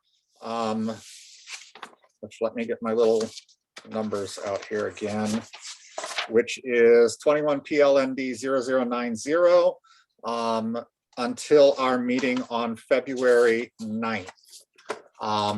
Any further discussion? If not, Ms. Jones, if you would please call the roll. Before we go on, let me just ask, we have an extensive agenda for February 9th already, Ms. Jones? We do have 2 items, one of which was previously canceled from when the zoning board of appeals lost quorum in November. That case is now coming back, 1414 Church, and that has quite a bit of public neighborhood feedback, both for and against. So that may be a bit of a longer discussion. The other item that's been noticed for is the McGaw YMCA, a setback variation for, it's located at 1000 Grove. So those are the 2 agenda items that have been noticed for February 9th. We do also have at least 2 items going on the 23rd of February as well. Thank you, Ms. Asheville. Commissioner Lindwall? I just am trying to understand how this information would be provided. It's typically with a continuance, it's so that the individual or group requesting the continuance can provide additional information. And here, what's being requested is that somebody provide additional information. And I think that is problem. that is part of the crux as to whether or not this continuance is granted. Okay. Commissioner, I saw another hand up from another commissioner, but I believe it went down. So I'm going to take Commissioner Miranchev. Did you want to add something? My question was absolutely the same as Commissioner Lindwall, that a continuance will be made if this additional information is provided, and 9th of February, it will be obviously impossible to get this status. Thank you. Any other discussion from commissioners? If not, Ms. Jones, would you call the roll on granting a continuance?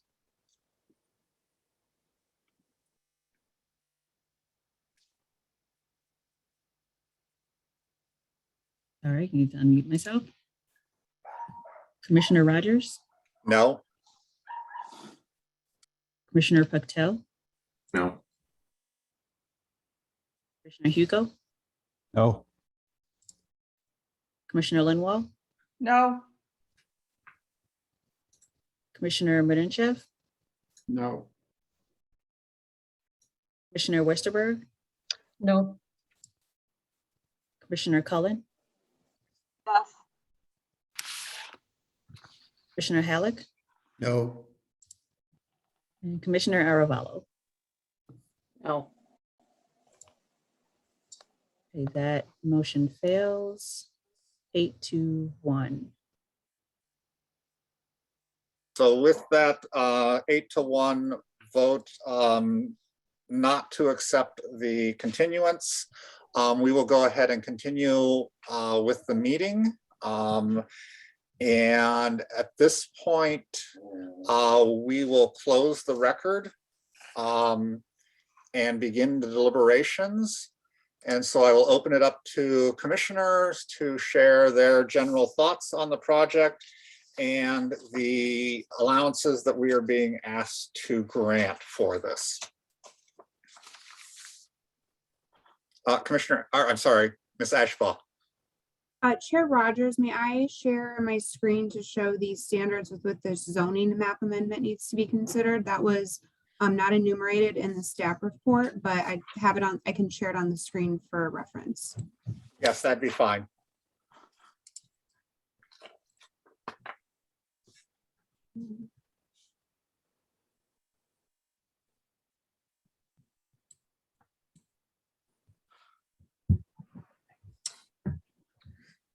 So just as a little bit of housekeeping here, this was not in the original packet. These standards were not listed. The request for the map amendment was, but the standards were not listed. And so I received an email from staff probably about a half hour, 45 minutes before the meeting, just basically outlining these standards. But this was properly noticed and is therefore part of what we are able to talk about at tonight's meeting.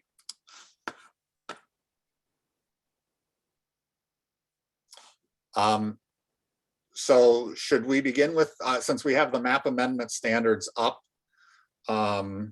I don't want to get into standards quite yet, but if commissioners have anything in particular that they want to raise on this project and the requests that are being made to us, I'll go ahead and open the floor up for that.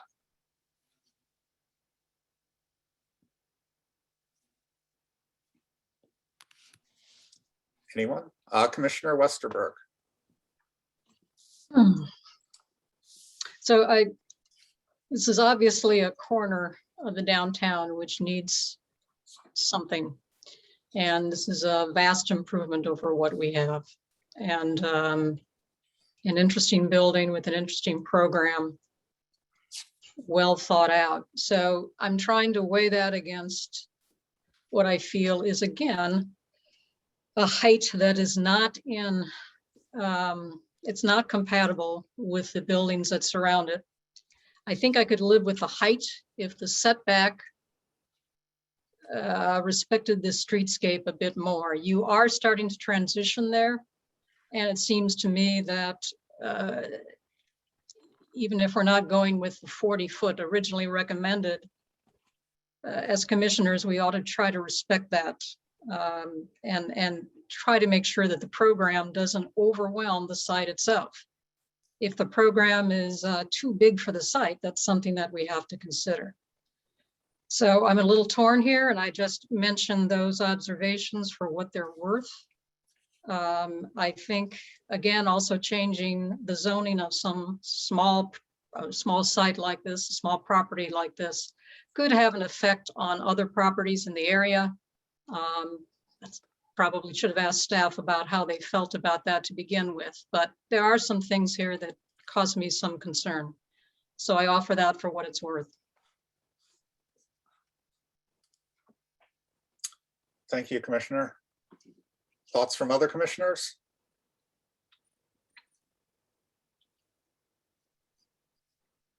I feel like this is probably definitely the future of what's going to be happening downtown. And so for that reason, I do like this building. However, I would like to hear more about what type of labs are coming here, because we have a lot of office space in downtown Evanston that's not being used, which is why I propose the continuance. Thank you, Commissioner. I will say that whereas we do have office space downtown, we have very little Class A office space downtown, which is something that I feel that the city does need. You know, we have lots of buildings, but they were built years ago before the age of technology was where we are today.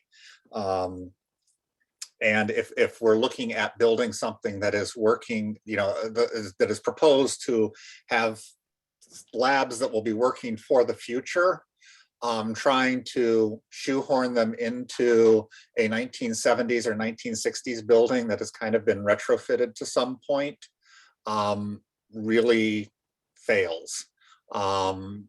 People who are working in these types of fields, I believe, are going to be looking for that Class A space with all of the technology and amenities that they need to be on the cutting edge.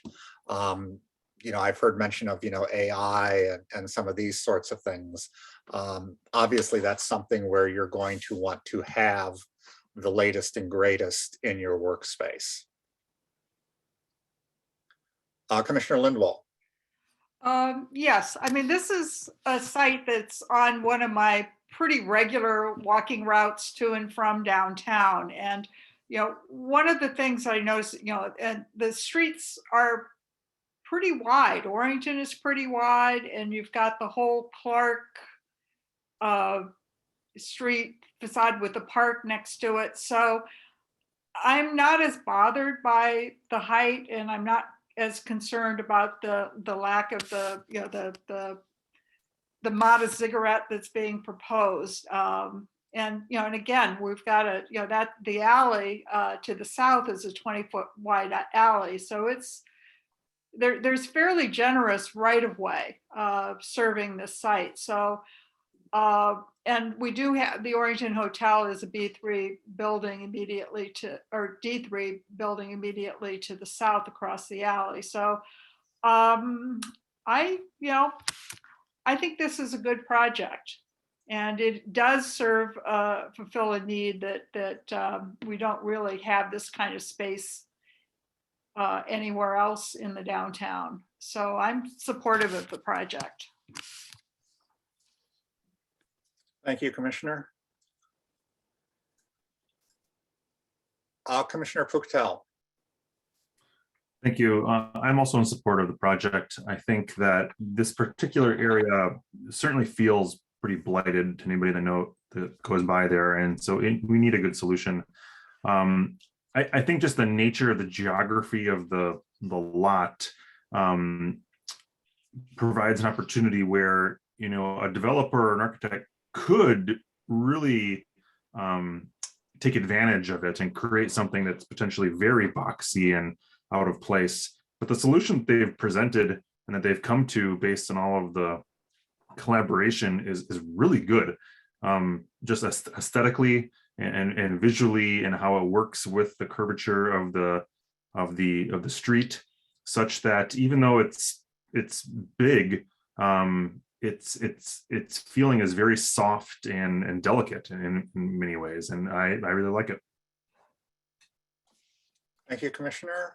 Commissioner Miranchev.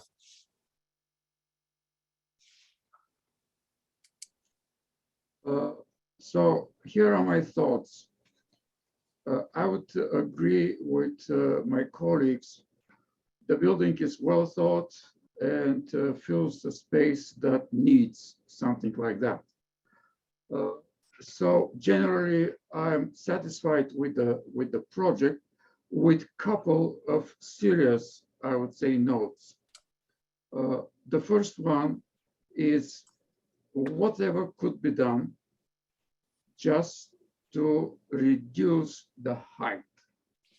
I mentioned two of the things, and the applicants responded, generally, we cannot do that. I think that they can do that. So one of the things is the top utility floor or mechanical floor, if it could go down with and combined with the amenity floor, this will be one thing. If the floor to floor height could be reduced a little bit, this will help too. I'm okay with the, let's say, no ziggurat or the small ziggurat that they are proposing, because, and it was mentioned, streets over there are relatively wide. this could be done. The second serious recommendation is the thought about the west facade and how it will affect future development of the lots adjacent to this property to the west.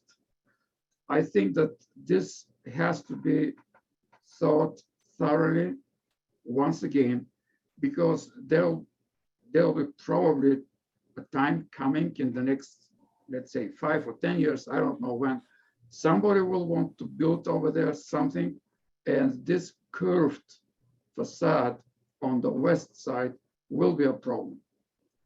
So these are two, and I think serious notes that I believe are solvable, or they could be taken care of. Otherwise, I think that the main things about rezoning and about other things that are in front of us, these could be accepted. But the two things that I'm mentioning about height and about west facade, I want to see a kind of a better solution for that. Thank you. Thank you, Commissioner Merritt-Chev. Can I go next? I'm sorry. Oh yeah, Commissioner Halleck, I'm sorry. Yeah. Because I just wanted to respond to the last commissioner's points. Number one, on the height, the fact that the building is masked the way it is, and that there is a setback, a huge setback at the roofs, and that mechanical is placed above the amenity, reduces the perceived height on the most important street, which is Orrington, two streets, Orrington and Clark. So I definitely don't follow his logic there. As far as the west facade, I think the presenter has told us that he's meeting code. And if, depending on if the adjacent site is filled with a new building someday, they have to meet code too. That we're not preventing, this building is not, this west facade as it's designed, is not preventing another building on that site. So I'm not sure about that objection either.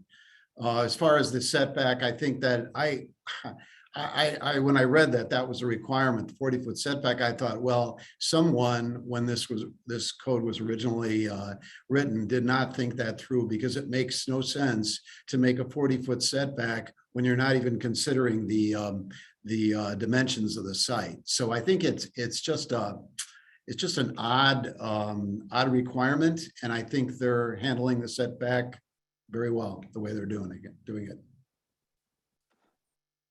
Thank you, Commissioner. Any of the commissioners that we have not heard from tonight have anything they would like to add at this point? If not, I'll go ahead and just make some general statements of my impressions.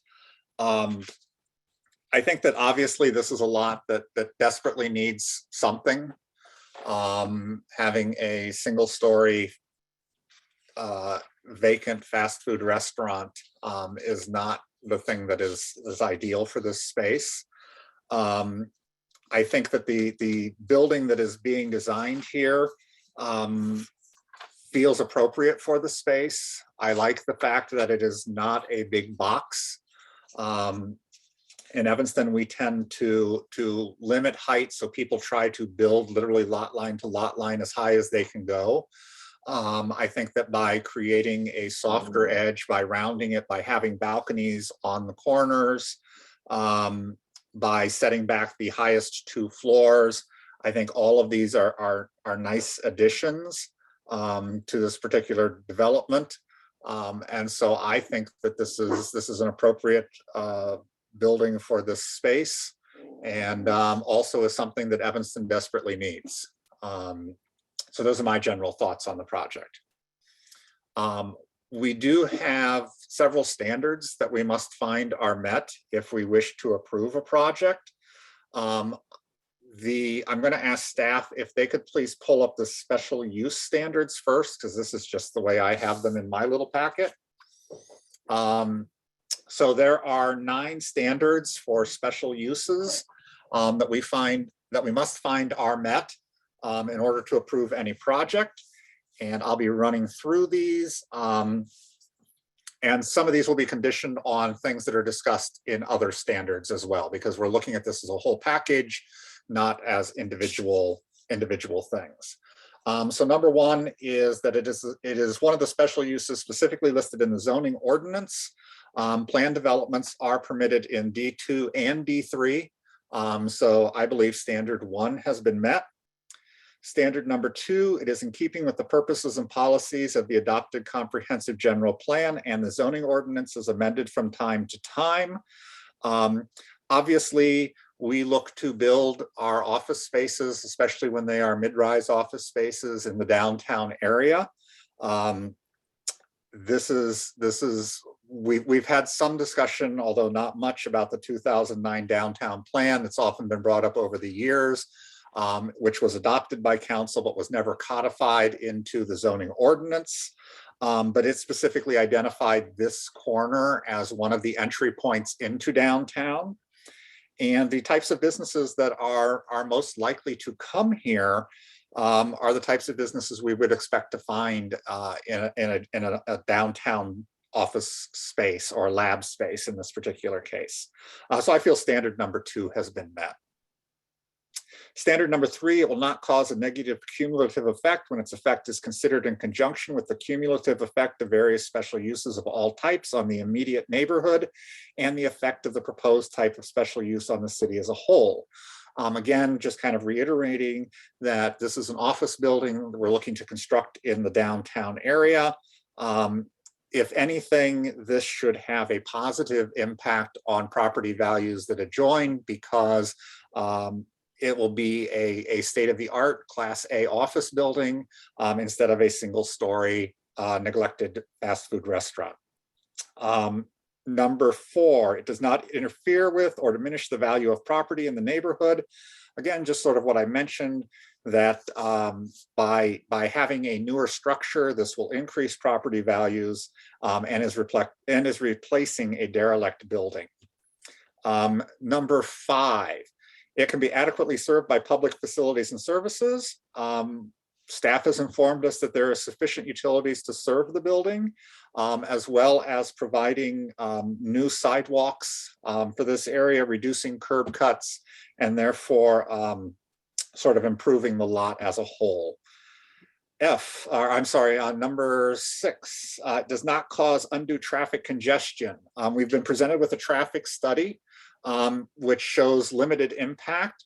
The developer will be removing 2 curb cuts and a drive-through that existed at this particular location, as well as moving all the incoming and outgoing traffic to the alley, as well as large delivery trucks to the alley as well. So I feel that standard has been met. Number 7, it preserves significant historical and architectural resources. There aren't really any for this particular property.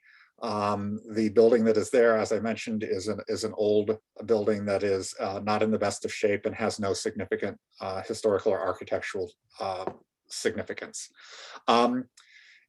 It preserves significant natural and environmental features. Again, with the same one, if anything, we are probably adding more green space through the terraces and the redesigned streetscape than exists there now. So I feel that is met. And the last one, number 9, it complies with all other applicable regulations of the district in which it is located and other applicable ordinances, except to the extent such regulations have been modified through the plan development process or the grant of a variation.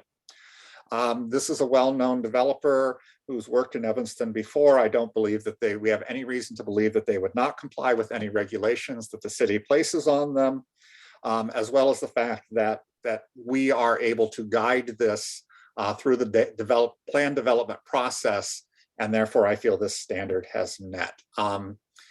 In the standards for special uses, does everyone agree with my findings on those standards? I should ask if there's anybody who disagrees, and if so, please mention it now.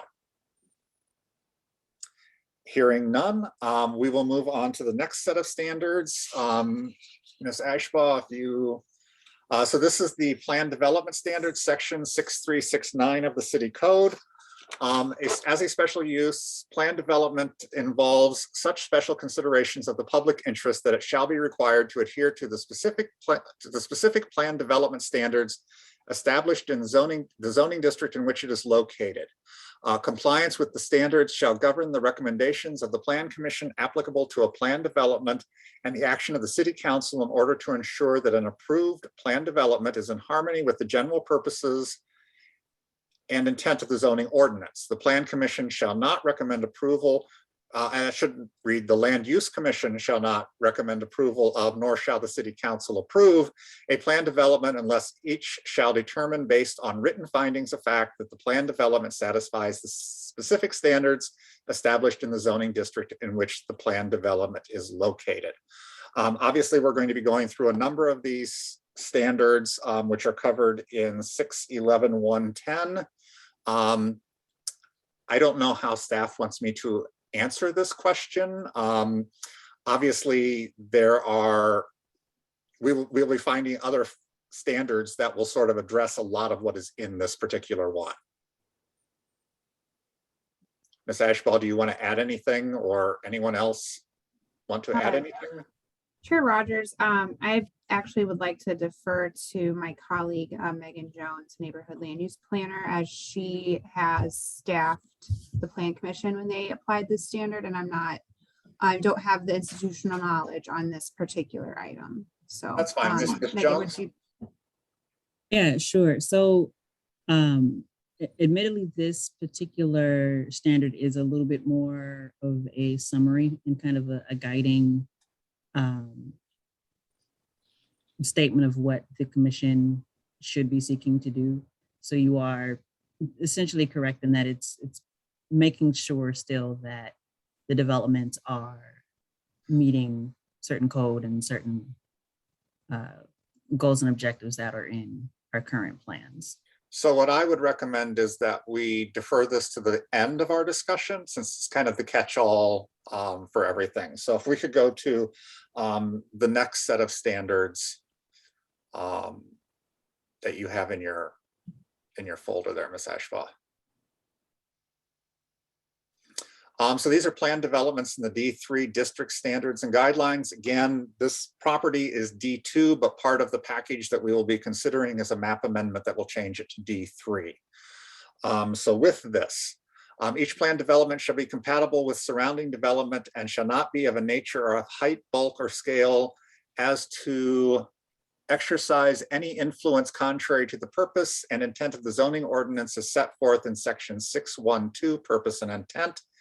If the proposed plan developments is for a property listed as an Evanston landmark or property located within a historic district listed on the National Register of Historic Places, or for property located within a historic district so designated by the Evanston Preservation Commission, the plan development shall be compatible with the Secretary of the Interior standards for rehabilitation as set forth in the National Historic Preservation Act of 1966 as amended. Obviously, this is not within one of our historic districts, so that part does not come into play.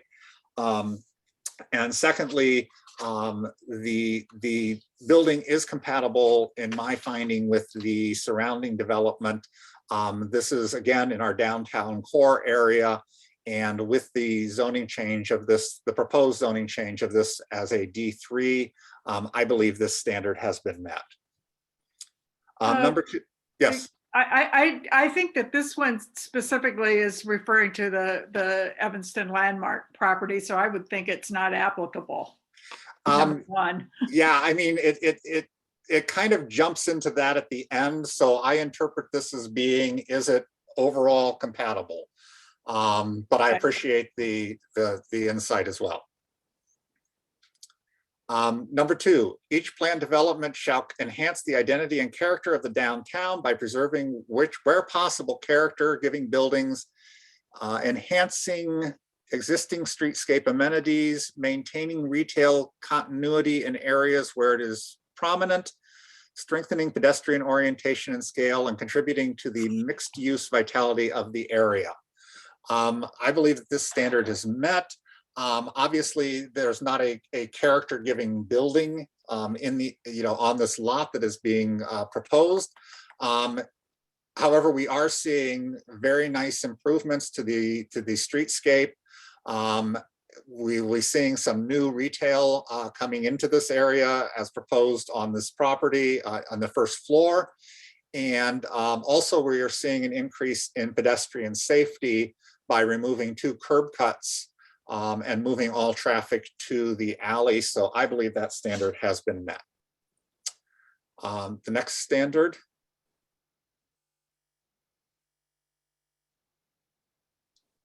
Ms. Ashbaugh.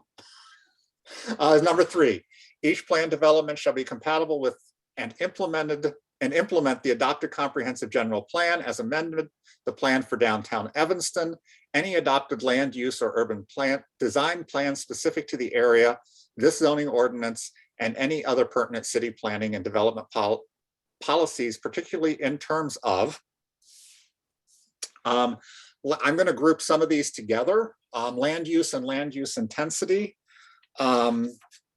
This is obviously a proposed mixed use building in our downtown where the higher density is expected to be, as well as having it being a TOD with nearby transit, as well as it being across the street from the Northwestern University campus, and that being one of the main clients that they are looking to attract for rental of space in this building. So I believe that standard is met. Housing, this is not applicable. This is a commercial office space, lab space. There is no housing included. However, I will mention that one of the proposals for public benefit is putting money into the affordable housing fund for the city. Preservation and environmental, again, sort of touched on this in the special use. It's not located in a historic district. And with the environmental, we actually are seeing some improvements because we will have a stormwater management system in place, which currently doesn't exist on a heavily paved property. Urban design, I'll just briefly say that, in terms of the design of the building, I think a number of the commissioners have already mentioned that it is a pleasing building. It feels less impactful because of the non-squared off edges and the curvature. So I feel that standard is met. Traffic and parking, again, with public access, transit access to downtown, and a traffic study that shows limited impact, the reduction of curb cuts. I think this is met as long as we consider staff's recommendation also of limiting the delivery hours using the loading zone to not increase potential traffic issues during peak rush hours. So that is good. The impact on schools, public services, and facilities. This touches a little bit into some of the stuff that I've already mentioned in the special use in terms of services and facilities. In terms of schools, in this particular issue, this usually relates to residential. We are not seeing any residential here, therefore there will not be an increased demand on the public school system. The essential character of the downtown district, the surrounding residential neighborhoods and abutting residential lots. This again is more appropriate for our downtown than a vacant building. There's been some discussion about the width of the streets around the area, creating some sort of a buffer already, although the ziggurat does not meet the standards set forth, but there is a ziggurat plan in place for the structure, therefore lessening its impact. So I feel that standard is met. Neighborhood planning. Again, we've talked a little bit about the downtown plan and that this is identified as one of the corners for our downtown. And so having a nice modern building in that area makes sense to me. So I believe that standard is met. And the conservation of the taxable value of land and buildings throughout the city and retention of taxable land on the tax rolls. Obviously, creating a modern office building will increase the tax on this particular property, of which Evanston will receive a portion. And I think that if we apply a covenant for the property, that it remain on the tax rolls in the future to prevent it from ever leaving the tax rolls. I think that that standard is also met. That covers off on the standards that are in 611.110A. Anyone have anything to add to my thoughts on that? Agreements, disagreements? Chair Rogers, I would just disagree that it is compatible with surrounding development. I would just disagree on that one. Thank you. So that is on. I will join Commissioner about disagreement about the scale of the thing. Okay, so that is 611.110A1, if I'm following correctly. As well as some of these things kind of repeat. And so probably also in 3I here with the essential character, if I'm interpreting your comments correctly. That's correct. Thank you. Thank you. Next set of standards.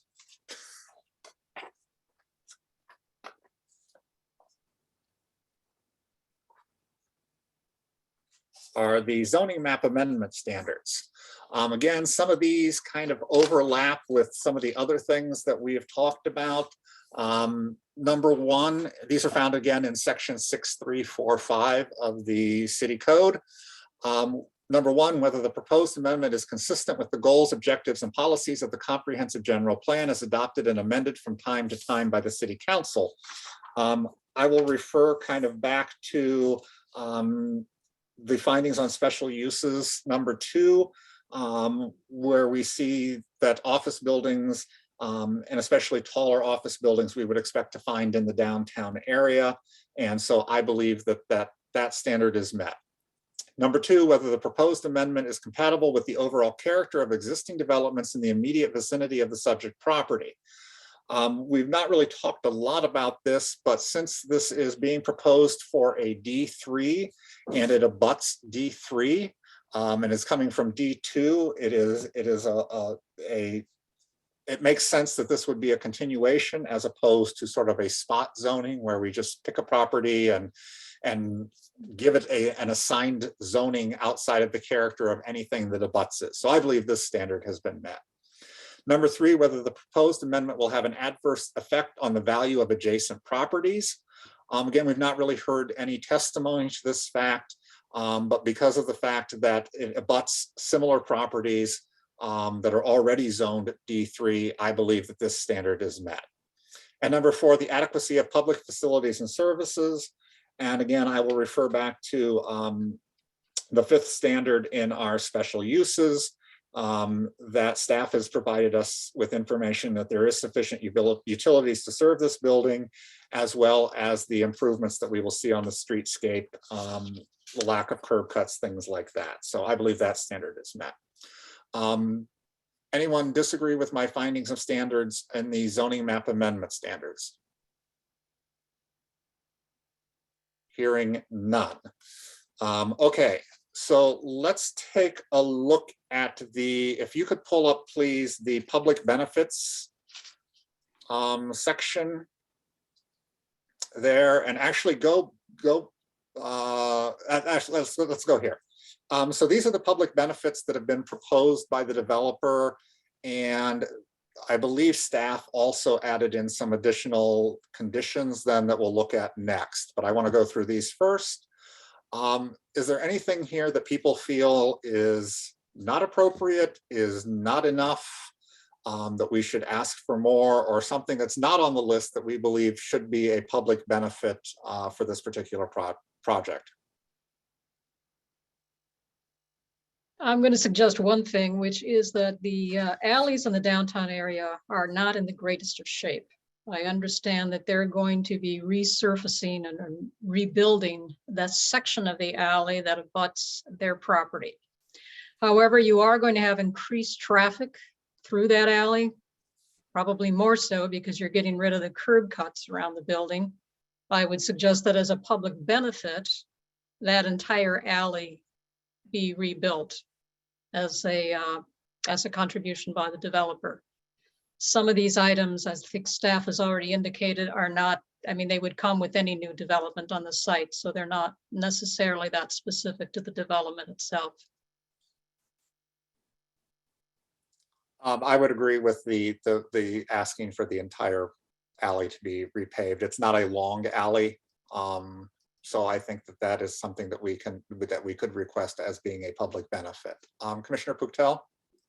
Yeah, I agree with that suggestion about increasing the reconstruction of the alley. I just wanted to point out a editorial point on item number 3 there. I believe we wanted to say 100,000 and not 10,000. Yeah, it was read as 100,000 when it was read into the discussion. So yes, there was a 0 that is missing at the end, but the comma is in the correct place. Thank you. Any other commissioners have any thoughts on public benefits? Other than, and I don't, let me see, is the alley listed on here?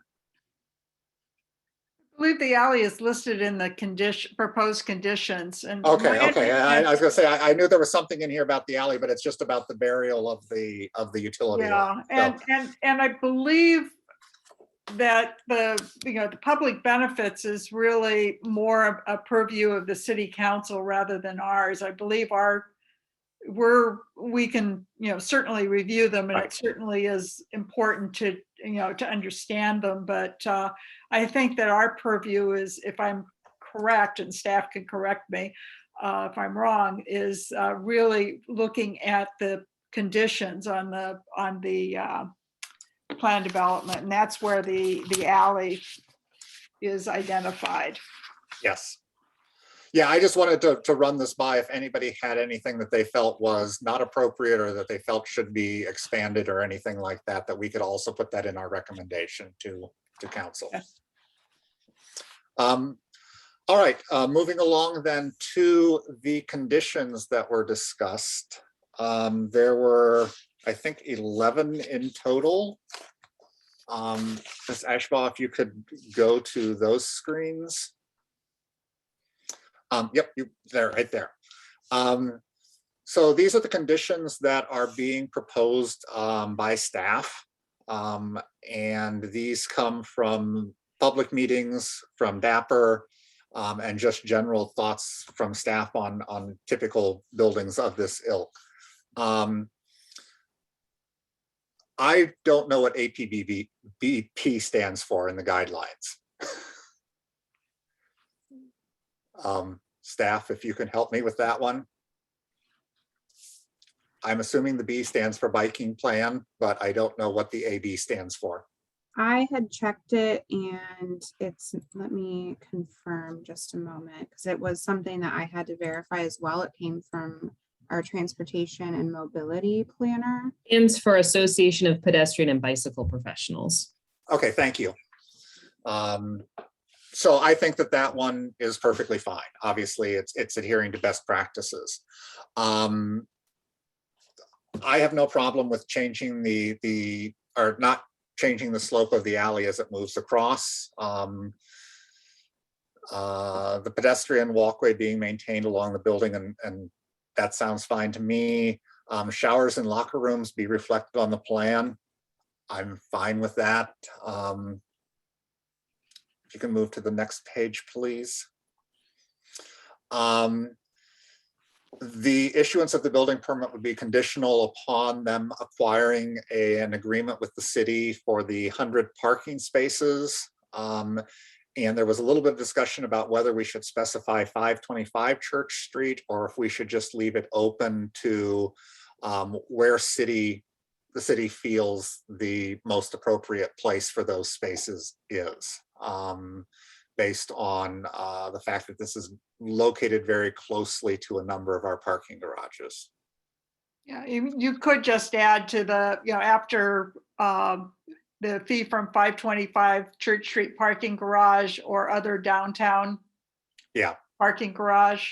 I mean, that would be, unless staff is set on 525, it certainly is the closest one. I think it really becomes an issue for staff to address as they see fit, but rather than tying them into one, if they should decide to change it, the condition would just be on a parking garage downtown. Waste management plan is provided to include recycling and composting. I think that one is perfectly fine. I would maybe add in here also that any sorts of materials that would be used in a laboratory setting that might require special conditional disposal also be included in the waste management plan. The applicant reconstruct the entirety of the public alley. So this is where we've talked about already, that it will be the entire alley, not just from the subject property, but from Orrington over to Sherman on that entire length of the alley. So I don't know if that needs to be worded a little bit differently. Number 8. Delivery hours be restricted to outside the rush hour and early morning, late night hours. Someone have feelings on, I don't know if staff has a particular time frame as opposed to making it vague, but actually putting in some concrete times. Ms. Ashraw. Sorry, I was having trouble muting Chair That's fine. Rogers. I don't think that we have in the past done conditions where we do specify the hours, and then there are other conditions where it is more kind of open-ended. So if the commission would like to suggest hours that they feel are appropriate, you can, but the open-ended nature of that, that can also just be dependent on, we can take a closer look at the traffic study specifically and coordinate that based on who the applicant believes their tenants may be. I don't know if they also had any feedback on what their intended users may end up using. I'm fine leaving it vague unless somebody else wants to put something more concrete in. Number 9, that any material changes in the use of the building on the subject property must be approved as an amendment to this plan development by subsection 63612 of the zoning ordinance. My question to staff is, isn't that already required if they need to make a substantial, if they need to make a material change? Or are you talking about material as in the materials of the building? This has been a standard condition in other plan developments. My understanding of it is that we're just kind of putting it in there to reinforce the fact that, yes, they will need to come in for a major adjustment. I don't know if Planner Jones or Director Knighton would like to Director elaborate on Knighton that. turned her camera on, so I have the feeling she may want to chime in on this. In regards to the material usage, we just don't want it to be something where you see something that looks really nice and then somebody comes back with a different material that looks just like the material, but it's a little different. And so this is the materials that are used in the construction of the building, is what you're saying.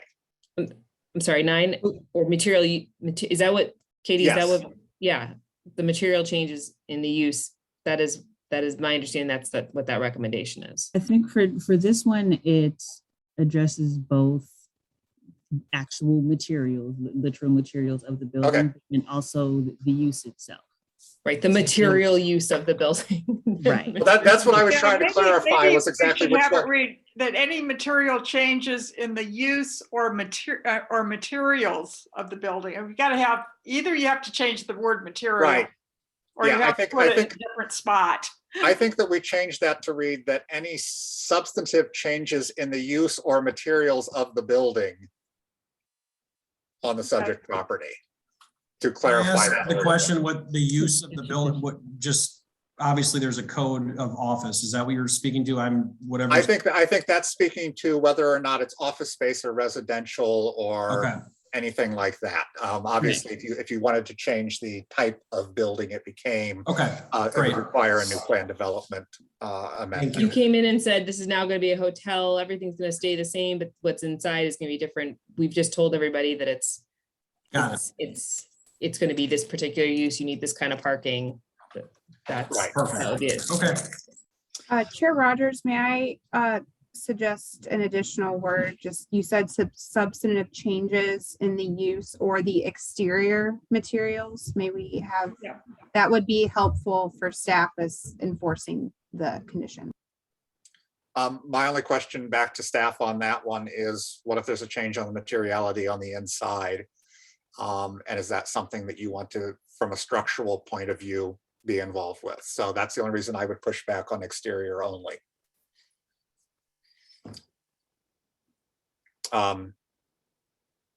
So I'm going to move on from that one to number 10. That LEED 55 bird-friendly standards be incorporated in the proposed building, and bird-friendly Evanston continues to be involved. We've already seen that they've been working closely with bird-friendly Evanston. And I know that there were a couple things that were not quite nailed down yet in terms of like balcony railings and things like that. But it sounds like the developer is amenable to working with them. So I think that standard is, or that condition is perfectly fine. And then a number 11, and this one we talked about a little bit. And I guess I have a question for our attorney on this one. And maybe Ms. Neiden also knows some history on this. What is the enforceability of this in terms of Northwestern I'm sure Northwestern is who we're all talking about here. It's the elephant in the room. That if Northwestern were to buy this property at some point in the future, what do the courts say in terms of us saying this must remain on the tax rolls? Well, this isn't necessary. I think that this is still, sort of this is a staff recommendation. So it's a working staff recommendation. The idea here is that that there would still be compensation for the key taxing bodies in Evanston that we know to be hit when we lose things on the tax roll. So this is effectively saying if they seek to be a tax exempt, it's not necessarily that Northwestern purchases the property, it's that the uses within it in the building become tax exempt. Right. We know that Northwestern bought a building in downtown and some of the uses continue to be taxable, so part of the building was taxable. So this seeks to do that. So payment in lieu of taxes, my understanding, and City Attorney George can weigh in on this, but my understanding is that payment in lieu of this is effectively a payment in lieu of taxes. I'm just raising it so that when it goes to council with this recommendation from us, we're sure that we're on solid footing on it. Sure. So that's the only thing that I'm raising that for. Yeah. It's not going to be a tax. It's going to be a payment instead of tax. So I think it's like we'll need to, obviously more research needs to be done on it just to make sure it's how solid the legal ground is. But I believe this has been done for another development in Evanston. Okay, that's my only question on it, is to make sure that we are covering the base so that we don't find out 20 years down the road, this building has suddenly been removed from the tax rolls and we get nothing taxable on it. So however that needs to be worded. That kind of goes through all the standards, all the conditions. So I guess, is there anything that any other commissioner wants to add before we move into a motion? Not seeing any hands, not hearing anyone speak. So with that, I will ask if there is a motion for a recommendation of approval for 21 PLND 0090 for 1732 through 34 and 40 Orrington Avenue for a planned development. With the conditions that have been outlined, 1 through 11, with the minor changes that have been requested, and that the development be in substantial compliance with the testimony and documents submitted herein. So moved. If I can interject, Yep. We do have the rezoning, and since the requested site development allowances deal with that particular zoning that this would be changed into, it may make more sense to do a motion for that. Okay, that's fine. Zoning first, and then. That's fine. So with that change, I'm requesting now a motion for 21 PLND 0090 1732 34 through 40 Orrington Avenue to be a a recommendation of an approval for a map amendment changing the subject property from D2 Downtown Retail Core to D3 Downtown Core Development District. So moved. Moved by Puchtel. Is there a second? Second. Halleck seconds. Any further discussion on the map amendment change? Hearing none. Ms. Jones, would you call the roll, please, for the map amendment? Commissioner Rogers, Yes. Commissioner Puctel, Yes. Commissioner Hugo, Yes. Commissioner Linwall, Yes. Commissioner Marinchev, Yes. Commissioner Westerberg, Yes. Commissioner Cullen, Yes. Commissioner Halleck, Yes. and Commissioner Aravallo. Yes. I'm counting 9 yes votes and no votes. So with a 9-0 vote, the recommendation for a change of zoning will go on to P&D and then City Council. So now I will ask for a motion for 21 PLND 0090 1732 through 3440 Orrington Avenue, that we approve the plan development with the conditions that have been outlined 1 through 11 in the document that staff has provided, with the minor changes, as well as it being in substantial compliance and with the documents and the testimony submitted this evening. So moved. I'm going to give it to Halleck because he popped up first. So is there a second? Second. I didn't see somebody pop up, but it sounded like Puchtel. Is that correct? Yes. Okay, so Halleck moves and Puchtel seconds. So we're going to call the roll on the plan development. Please, Ms. Jones. Commissioner Rogers, Yes. Commissioner Puctel, Yes. Commissioner Hugo, Yes. Commissioner Linwall, Yes. Commissioner Mirinchev, No. Commissioner Westerberg, No. Commissioner Cullen, No. Commissioner Halleck, Yes. and Commissioner Aravallo. Yes. So I show a vote of 6-3. Yes. With 6 in the affirmative, so it will move forward to P&D with the recommendation that it be approved.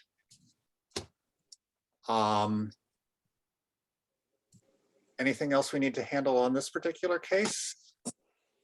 If not, I will just say thank you to the citizens who showed up to speak this evening. Thank you to Mr. Carlson and his team for coming and presenting this evening, and good luck with your project moving forward. Thank you very much on behalf of our team. Enjoy your evening. Thank you. Thank you.